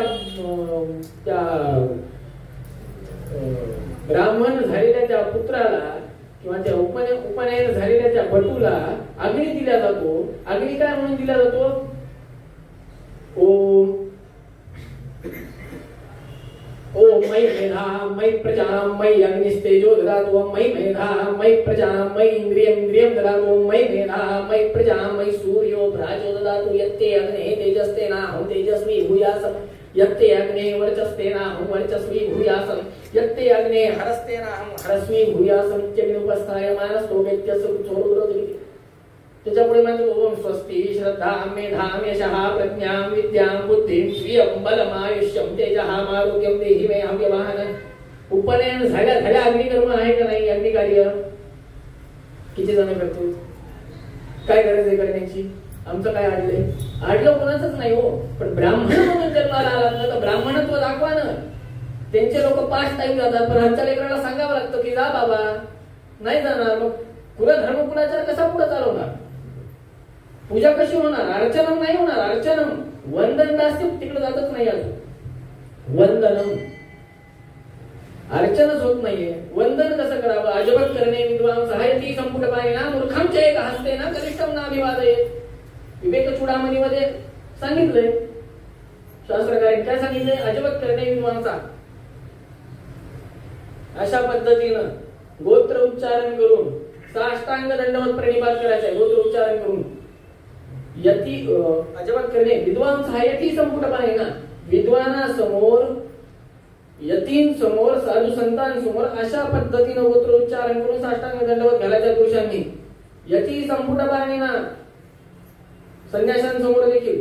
मूर्खांच्या एक हस्तेनं राम राम. आता लावा कॅल्क्युलेशन, कोण किती एका हातानं कोणाकोणाला राम राम करते? मूर्खांच्या एक हस्तेनं कनिष्ठम नाभिवादयेत. मी नाही सांगत, ग्रंथ सांगताय, शास्त्र सांगताय. महिलांनी पंचांग नमस्कार करावा, गुडघ्यावर बसून खाली वाकून. हे शास्त्र सांगते. वंदनम दास्यम दास्यत्व. दासोहम तव दासोहम. भगवंत ईश आहे, मी दास आहे. भगवंत श्रेष्ठ आहे, मी श्रेष्ठ आहे. भगवंत स्वतंत्र आहे, मी पराधीन आहे. ही भावना मनामध्ये सतत पाहिजे. तो आनंद गुणांनी परिपूर्ण आहे, मी अल्पज्ञ आहे. ते चेतन आहे, मी देखील चेतन आहे, पण ते परमानंदी आहे. माझ्याकडे अल्प आनंद आहे, कारण की आनंदानंतर लगेच माझ्याकडे दुःख देखील येतं. त्यांच्याकडे दुःख नाही, ही भावना पाहिजे. कोणी म्हणतात सख्य आत्मनिवेदन. सख्य आहे. सख्य म्हणजे काय? भगवंत माझा मित्र झाला का? गळा भेट घ्यायची का? आधी दास्य कशाला सांगितलं शास्त्रात? जर का भगवंत मित्र आहे तर आधी दास्य का सांगितलं? दास्य म्हणजे काय? आपण अनुष्ठान करतो, आपण भगवंताची सेवा करतो, भगवंत आपले कष्ट आपल्या जवळ येईस तोच माघारी नेतो. अशा पद्धतीने उदाहरणार्थ एखादा मित्र आपल्याला होणारी वेदना न सांगता समजून घेतो आणि माघारीच त्या कष्टाचं परिहार करतो एखादा मित्र. असं भरपूरदा होतं ना, मित्र न सांगताच काहीतरी आपली मदत करून टाकतो मित्र. आणि त्याच पद्धतीनं भगवंत देखील आपल्याला काही आपण भगवंताकडे पुढे काही मांडायच्या आधीच भगवंत सगळं काही संकट दूर करतो. अशा पद्धतीने ते सख्य आहे. आत्मनिवेदन सगळ्यात अवघड विषय. वैराग्य जे नाही त्याचं काय वैराग्य? मला वैराग्य प्राप्ती झाली महाराज, काय सांगावं? शेती नाही, वाडी नाही, कसं वैराग्याची? मुळात जे नाही त्याचं काय आलाय त्याग? मला सांगा, त्याग कशाचा केला जातो? तो जे असतं त्याचा त्याग होतो, जे नाही तर त्याचा त्याग काय करायचा? महाराज मी BMW चा त्याग केला, आई नव्हतीच आधी, त्याचा काय त्याग आलाय? कृष्णा समोर पुष्प निर्माण, कृष्णार्पणमस्तु. फळ कृष्णार्पणमस्तु. भगवत प्रेरणा, भगवत प्रीत्यर्थ. BP भगवत प्रेरणा, भगवत प्रीत्यर्थ. प्रत्येक गोष्टीमध्ये, प्रत्येक गोष्टीमध्ये, प्रत्येक गोष्ट म्हणजे अक्षरशः प्रत्येक गोष्टीमध्ये जे काही प्राप्त होतंय, काही शुभ घडलं, आमच्या गुरूंच्या पुण्याईचं हे फळ मला प्राप्त झालं. आमचा पुण्याचा नाही, कोणाच्या? आमच्या गुरूंच्या तपश्चर्याचं फळ आम्हाला प्राप्त झालं. गुरूंच्या हृदयस्थ असलेल्या परमात्म्याने हे घडून आणलं. ही भावना सतत पाहिजे, सतत. आपलं कसं होतं, 15 ऑगस्ट आणि 26 जानेवारीला झेंडावंदन झालं की अंगावर काटा येतो. वा वा, आम्ही भारताचे नागरिक, भारत माझा देश आहे, भारत माता की जय, वंदे मातरम. आणि इतर वेळेस काहीच नाही, साधा अंगावर काटाही येत नाही. अगदी तसं आहे. नवरात्र आले की अंगामध्ये संचारच होतो. काय करून काय नको, कसं करून कसं नको, त्या देवाला त्या देवीला कुठं ठेवू कुठं नको, देवघराला कितीदा रंग लावू कितीदा नको. वर्षभर त्या देवघरावर धूळ साठलेली असती पण त्याच्याकडे काही याचं बघणं होत नाही. पण नवरात्रामध्ये काय करू काय नको असं होतं. असं अशी भक्ती कामाची नाही. हे दंभ आहे जो दुर्योधन करायचा. हा खरं आहे, दुर्योधन देखील भगवंताची पूजा करत होते. नाही तर भीष्म पितामहांनी घरात ठेवलं नसतं, लाता बुक्क्याने बाहेर काढलं असतं. दाखवायचं बाबा युवराज पद पाहिजे, मी पण देवधर्म करतो. एक रील प्रसिद्ध झाली, 2 मिनिटासाठी सांगतो. मुकेश अंबानी अशा पद्धतीने नमस्कार करतात. ती रील फार प्रसिद्ध झाली, बघितलं असेल. कोणता गणपती? लालबागचा राजा. तर फार श्रद्धा आहे सगळ्यांची. तिथे गेल्यावर मुकेश अंबानी तो तसाच एक दुसरा व्यक्ती मंदिरामध्ये जातो, असं करतो. तिसरा व्यक्ती विचारतो त्या दुसऱ्या व्यक्तीला, तुम्ही असं का करतो? मुकेश अंबानी पण असं करतो, त्याच्यामध्ये श्रीमंत झाली म्हणून मी पण असं करतो. हे कुठलं लॉजिक आहे? मग अर्जुनाच्या पूजेमध्ये किंवा धर्मराजांच्या पूजेमध्ये आणि दुर्योधनाच्या पूजेमध्ये फरक आहे ना. विधी तीच आहे. उदाहरणार्थ एखाद्या संन्यासाने किंवा संतांनी प्रतिष्ठापित केलेली प्रतिमा आणि आपल्यासारख्या सामान्य माणसाने जाऊन प्रतिष्ठापित केलेली प्रतिमा, संविधान कोणामध्ये जास्त आहे? संतांनी प्रतिष्ठापित केलेल्या पूजेमध्ये. त्याच्यामुळे सांगितलं आत्मनिवेदन, वैराग्यशीलता. बाकीचे करतोय ते सगळं दंभ आहे. दंभ करून काही फायदा नाही ना. त्याच्यापेक्षा पूजा करू नका, चालेल. देवा संपुष्टामध्ये गुंडाळून ठेवा, नुसतं साष्टांग दंडावर प्रणिपात करा, पण दंभ नको. नरक यातनेशिवाय दुसरं काही. आत्मनिवेदन हा उपदेश दिला. उपदेश झाल्यावर फार प्रचंड राग झाल्यावर काय बघायचं काम नाही. राग आल्यावर दरीत फेकून काय देणे, स्वतःच्या पुत्राला उकळत्या तेलामध्ये काय सोडणे, हत्तीच्या पायी काय देणे, समुद्रात काय नाही फेकणे, होलिकेच्या मांडीवर काय देणे, जाळून टाकण्याचा प्रयत्न काय करणे, अत्यंत विषारी सर्पांच्या खोलीमध्ये काय दाबून ठेवणे, केन प्रकारे मृत झाला पाहिजे अशा हिशोबाने सगळी कृती करतात. मृत काही होत नाही. शेवटी राज्यसभेमध्ये एकदा म्हणतात, हिरण्यकशिपू म्हणतात, हिरण्यकशिपू वाचे यस्त्वया मंद भाग्योक्तो मंदन्यो जगदीश्वरः वासी यदिस सर्वत्र कस्मा स्तंभे न दृश्यते. जर का तुझा भगवंत सर्वत्र असं तू म्हणतोस तर स्तंभामध्ये काही दिसत नाहीये. अत्यंत विश्वासाने रक्षतीत्येव विश्वासा. रक्षण होणार आहे, कसं होणार आहे, कुठं होणार आहे, कधी होणार आहे हे जर का तुम्हाला माहिती असतं, भगवंताला अभिषेक घालण्याची गरजच नव्हती ना. तुम्हालाच तांदळात बसून अभिषेक घातला पाहिजे. विषय कळतोय. प्रश्न फार असतात. गुरु सांगतात ना होईल सगळं, कधी होईल, कोण करल, कसं होईल, किती वेळ लागल, काय करायचंय. गुरुंना सरकून तुम्हालाच तिथं ठेवलं पाहिजे. सगळं जर का माहिती असतं तर बरोबर आहे का चुकलं? जर का विश्वास आपण म्हणतो रक्षतीत्य विश्वासा, गुरु म्हणतात रक्षण होईल, सगळं होईल, चांगलं होईल, चिंता करू नको. कधी होईल, खरंच होईल का उगीच आहे? हा अविश्वास दाखवणं झाला, गुरुद्रोह झाला, भगवद्रोह झाला. अभिमानाची गोष्ट नाही का ती. भक्तराजाने पूर्ण दृढ विश्वासानं सांगितलं, श्रद्धेनं सांगितलं, चराचरामध्ये भगवंत आहे, स्तंभात देखील आहे. लगेच हिरण्यकशिपूने स्तंभम तथाती बल स्वगोष्टीना स्तंभाला बुक्की मारली. गुरु गुरु गुरु गुरु असा आवाज आला. अतल वितल सुतल तलातल महातल सातल पाताळ भू भू स्वाहा महाजना तपा सत्यम वैकुंठ वरती सगळं कंपायमान झाले. कंपायमान झालं की सत्यम विधातुम निज भृत्य भाषितम व्याप्तिम च भूतेषु अखिलेषु चात्मना अदृश्यता मद्भुत रूपमुद्वहम स्तंभे सभाया न मृगम न मानसम. नरसिंह भगवान. आता याच्यावर चिंतन महत्वाचं आहे. भगवंत येतात, आकडे फाडतात, सगळे नियमावली पाळून करतात, ब्रह्मदेवाचं जे काही अटी इत्यादी घातलेले आहेत सगळ्या पाळतात. का पाळतात? भगवंताला काय घेणं देणं? भगवंताचे पुत्र कोण? ब्रह्मदेव.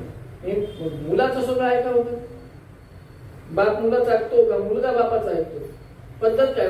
वडिलांचं ऐकणं हे मुलाचं कर्तव्य आहे का मुलाचं ऐकणं हे वडिलांचं कर्तव्य आहे?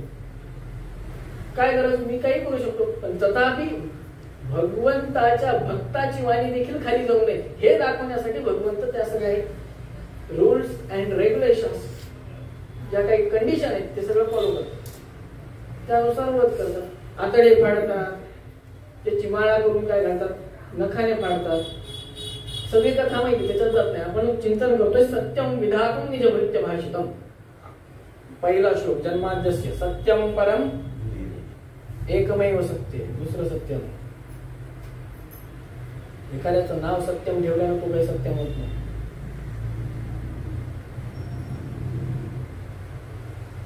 विधातुम निजभृत्य भाषितम व्याप्तींच भूतेष्वखिलेषु चात्मनः. नारायण उपनिषद, नारायण उपनिषद सहस्रशीर्षं देवं विश्वं नारायणं देवं अक्षरं परमं पदं. त्याच्यामध्ये व्याप्ती सांगितलेली आहे भगवंताची. तर आता एक्झॅक्ट मंत्र आठवत नाहीये. अंतर्बहिष्यतः सर्वं व्याप्य नारायण स्थितः. अंतर्बहिष्यतः सर्वं, आतही आहे बाहेरही आहे. किती आत आहे किती बाहेर आहे? तर आता याच्यावर चिंतन थोडंसं करूया. महाराजांची आज्ञा थोडस उशीर होईल, क्षमा प्रार्थी आहे सगळ्यांना. परंतु हा विषय अत्यंत महत्वाचा आहे. आपण समजतो भगवंत म्हणजे आपल्या सोबत राहतोच. आता हे घर आहे, इथे अनेक जण स्वतःच्या कार्यालयामध्ये, ऑफिसला, शाळेला जातात. शाळेमध्ये दोन प्रकारचे लोक असतात, शिक्षक आणि पिऊन. किंवा कार्यालयामध्ये दोन प्रकारचे लोक असतात, सेव्य सेवक, मालक आणि सेवक. भगवंतानं सृष्टी केली, स्थिती केली. त्या सृष्टीचं रक्षण करण्यासाठी भगवंत त्या सृष्टीमध्ये प्रवेश करतो, पृथ्वीमध्ये. मालक रूपानं करतो का सेवक रूपानं? घर बांधलं, घर बांधल्यानंतर घरामध्ये क्लिनिंग करणारा एक व्यक्ती असतो, घराचा मालक एक असतो. हे तर बरोबर आहे. मग घर बांधल्यावर घरामध्ये प्रवेश केला, वास्तुशांती झाल्यानंतर मालक बनून केला का सेवक बनून केला? भगवंतानं प्रवेश मालक बनून केला. म्हणून तो विष्णू नाही, महाविष्णू. अंतःसन्नेव विशती यन् महाविष्णू ततस्मृतः. आतमध्ये प्रवेश करून रक्षण करणारा तो महाविष्णू. वि हा धातू आहे, प्र हे प्रत्यय आहे, विष हा धातू. त्याचा अर्थ प्रवेश करणे. मग कसा प्रवेश केला? मालक बनून केला. बरं, व्याप्त आहे. वि याचा अर्थ वि गती प्रजन कांती असन खादनेषु इति विष्णू. किती अर्थ निघाले? गती प्रजन कांती असन खादनेषु इति विष्णू. हे संक्षिप्तातला अर्थ. त्यातल्या एक एक अक्षर प्रतिपाद्य आहे सखी रे नारायणा. एक एक अक्षर प्रतिपाद्य आहे भगवंत. गतीवरच आपण बोलतोय. या संदर्भामध्ये व्याप्तीं च भूतेष्वखिलेषु चात्मना अंतर्बहिष्यतः सर्वं व्याप्य नारायण स्थितः. कर्णशस्कुल्यवत्वावच्छिन्न म्हणतात. कानाच्या पोकळीमध्ये देखील आकाश आहे, त्याच्यामध्ये देखील भगवंत आहे. नाकाच्या या दोन छिद्रांमध्ये जे पोकळी आहे त्याच्यात आकाश आहे, त्याच्यामध्ये देखील भगवंत आहे.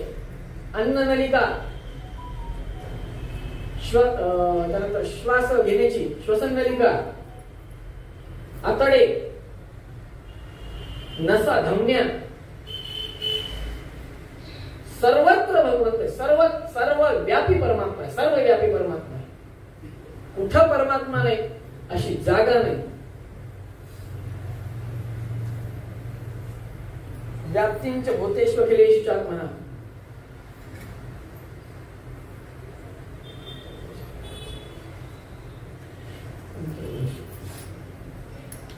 व्याप्तस्तन्नेव विशती यन् महाविष्णुस्ततस्मृतः. सर्वत्र व्याप्त असल्यामुळे भगवंताला महाविष्णू असं म्हणलेलं. अदृश्य याच्याबद्दल पिंडे पिंडाचा ग्रासू तो हा नाथसंकीर्तीचा दोषू परिधावनी आला उद्देशू महाविष्णू. ज्ञानोबरायांनी ज्ञानेश्वर भावार्थ दीपिका ज्ञानेश्वरीमध्ये सांगितलेले. पिंडे पिंडाचा ग्रासू तो हा नाथसंकीर्तीचा दोषू परिधावनी आला उद्देशू महाविष्णू. महाविष्णू म्हणलेले भगवंताला. अदृश्यतामद्भुत रूपमद्दोहन. महाभारतामध्ये शेवटी सांगतात की भगवंत म्हणतात की आता कुठलेही देवी देवता पृथ्वीवर प्रत्यक्ष होणार नाही. प्रत्यक्ष म्हणजे प्रत्यक्ष येणार नाही. ठराविक योग्यता प्राप्त असलेल्या व्यक्तींसाठीच येतील. पण ह्याचा अर्थ नाहीच आहे असं नाहीये. दृष्टांत देतील, स्वप्नामध्ये उपदेश देतील, पण प्रत्यक्ष येणार नाहीये. महाभारतातच सांगून टाकले वेदव्यास रूपी परमात्म्याने. योग्यताच नाही हो, योग्यताच नाहीये. का नाहीये हे शेवटी ग्रंथाच्या शेवटी सांगण्यात आलेले. काय योग्यता नाहीये, काय असं करून ठेवलं सगळ्यांनी. म्हणून सुरुवातीलाच म्हणले गुरुषु स्थित्वा तत्वाला ज्ञानोपदेश केला. गुरूंच्या हृदयस्थ असलेल्या परमात्म्याची उपासना करा. ते परमात्मा तेच गुरुर ब्रह्मा, गुरुर विष्णू, गुरुदेव महेश्वर. हेच त्रिदेव कुठं आहेत? गुरूंच्या हृदयस्थ आहेत. आणि त्यांच्या मुखातून ते आपल्याला उपदेश करतात. नंतर आपल्याला कळतं की भगवंत कोण आहे, भगवंताचं स्वरूप काय. हे माहिती करून घ्यायचं असेल तर आपल्याला आधी ज्ञान पाहिजे. वैराग्य भक्ती ज्ञान नाही मागत, ज्ञान भक्ती वैराग्य मागत. ज्ञान असेल तर भक्ती आहे. भक्ती कोणाची करणार? काहीच कळलं. समोर काय ठेवले? गणपतीची उजवी सोंडे का डावी सोंडे? त्याला सोंड म्हणतात हेच कळलं. वरद हसते का कटी हसते? ते कटी कशाला म्हणतात आणि हस्त कशाला म्हणतात हेच कळत नसेल तर काय भक्ती करणार हो.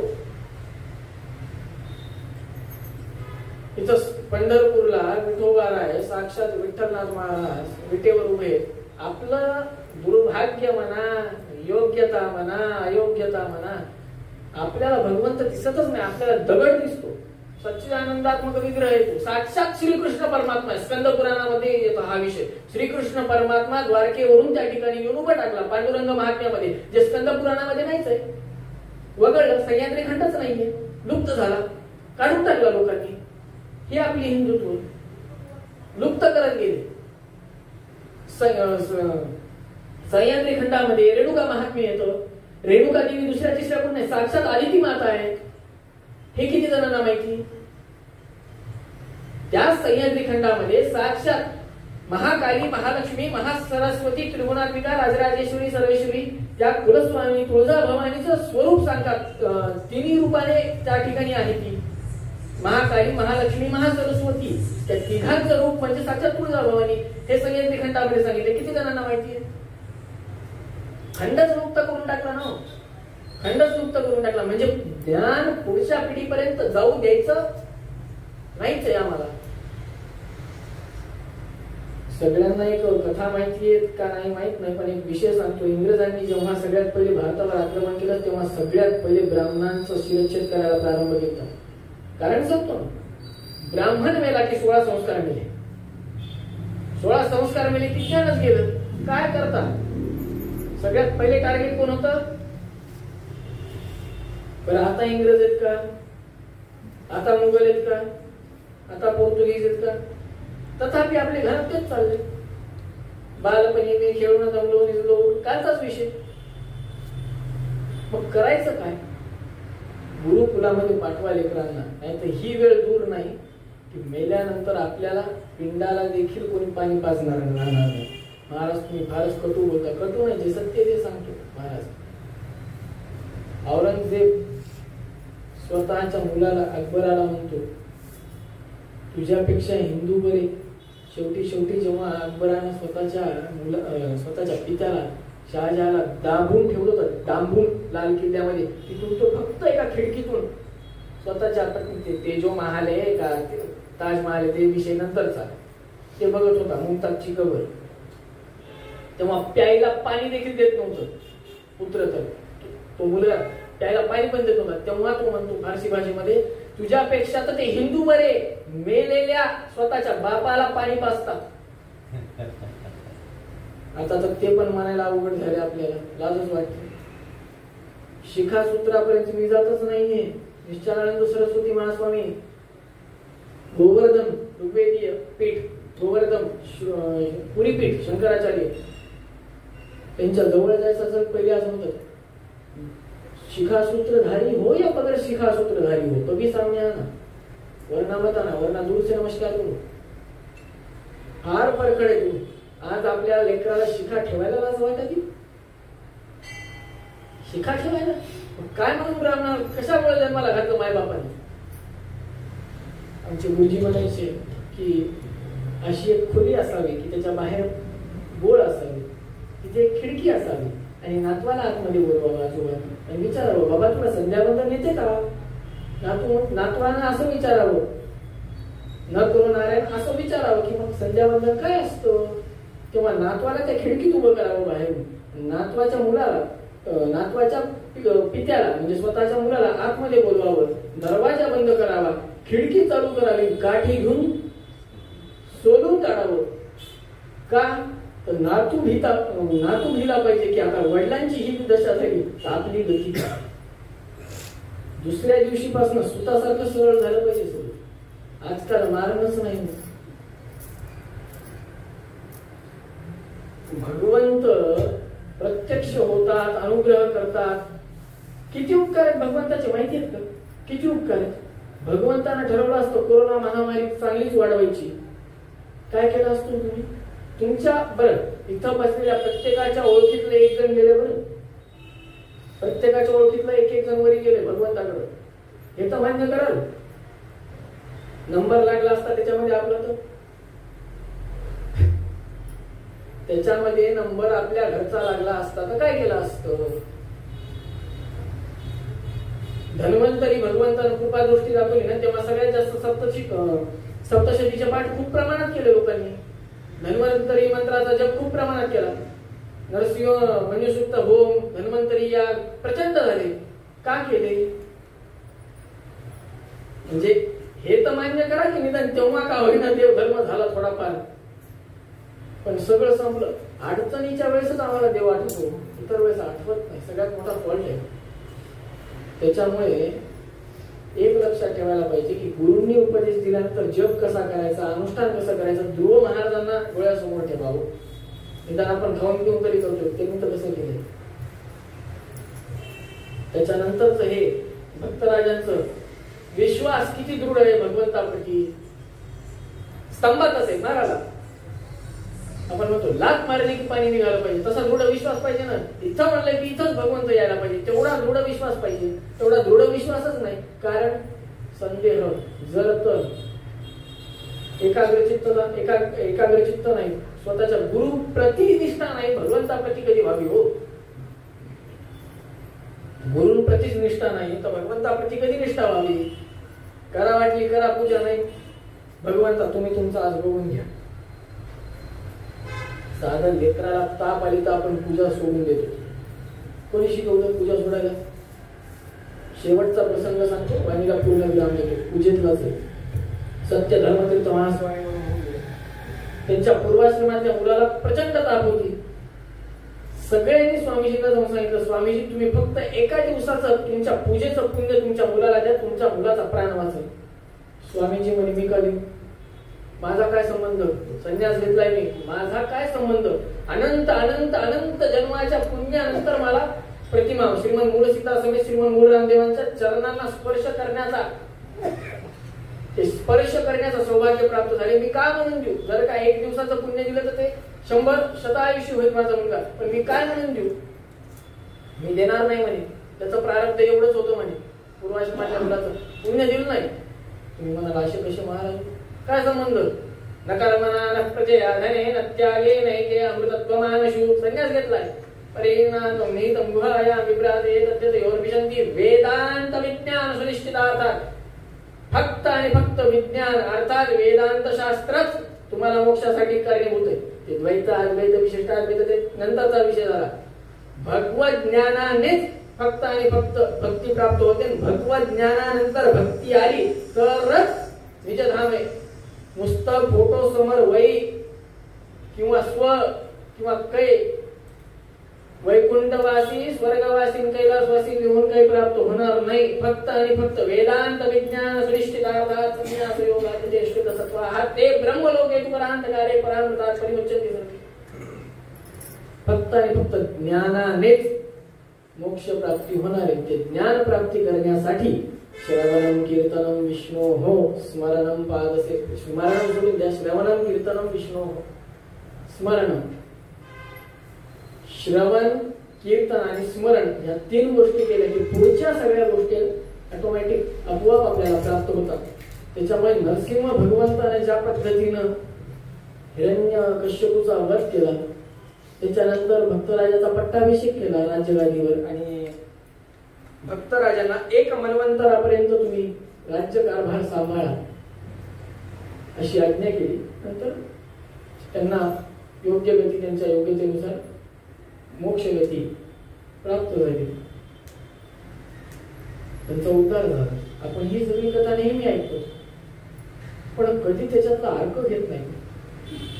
त्याच्यामुळे कुठल्याही अष्टादश पुराणांमध्ये जा किंवा आपण आपल्या आयुष्यामध्ये जा, नवविधा भक्तीतल्या निदान पहिल्या 3 भक्ती हृदयाच्या पटावर नुसतं कोरून नाही ठेवायचं, त्या आचरणात आणायच्या. श्रवण, कीर्तन आणि स्मरण या 3 गोष्टी फक्त आणि फक्त गुरुच आपल्याला देऊ शकतात. त्याच्यामुळे गुरूंच्या आज्ञेनुसार कर्म करत जावं आणि गुरूंना सोडून दुसरं काहीही करू नये. साध एखादं घरातली वस्तू आणायची असेल तर आणू का नको ही आज्ञा देखील गुरूंकडनं घ्यावी. माहित नसते काय होईल, कोणाची कशी दृष्टी आहे माहित नसते, गुरूंना माहिती असते, त्यांची योग्यता असते, म्हणून ते गुरुपदावर आहेत आणि आपण शिष्यपदावर आहेत. माहिती असतं तर आपण त्यांच्या बाजूला बसलो असतो. त्याच्यामुळं गुरु ओम गुरुषु स्थित्वा तद्वारा ज्ञानोपदेष्ट्रेण महा ओम, गुरूंच्या हृदयस्थ असलेले महाविष्णू, चतुर्मुख ब्रह्म, साक्षात महारुद्र हे सतत आपल्याला अनुग्रह करण्यासाठी गुरूंच्या हृदयस्थ असतात. म्हणून आपण म्हणतो गुरुर ब्रह्मा गुरुर विष्णू गुरुर्देवो महेश्वरा गुरु साक्षात परब्रह्म तस्मै श्री गुरुवे नमः. झालेली सेवा अस्मद गुरु अंतर्गत भारतीय रमणोक्ष प्राणांतर्गत सीतापती श्रीमंत रामचंद्र भगवंताच्या चरणी समर्पित करतो. वाणीला पूर्ण विराम देतो. गोपाल कृष्ण भगवान की जय.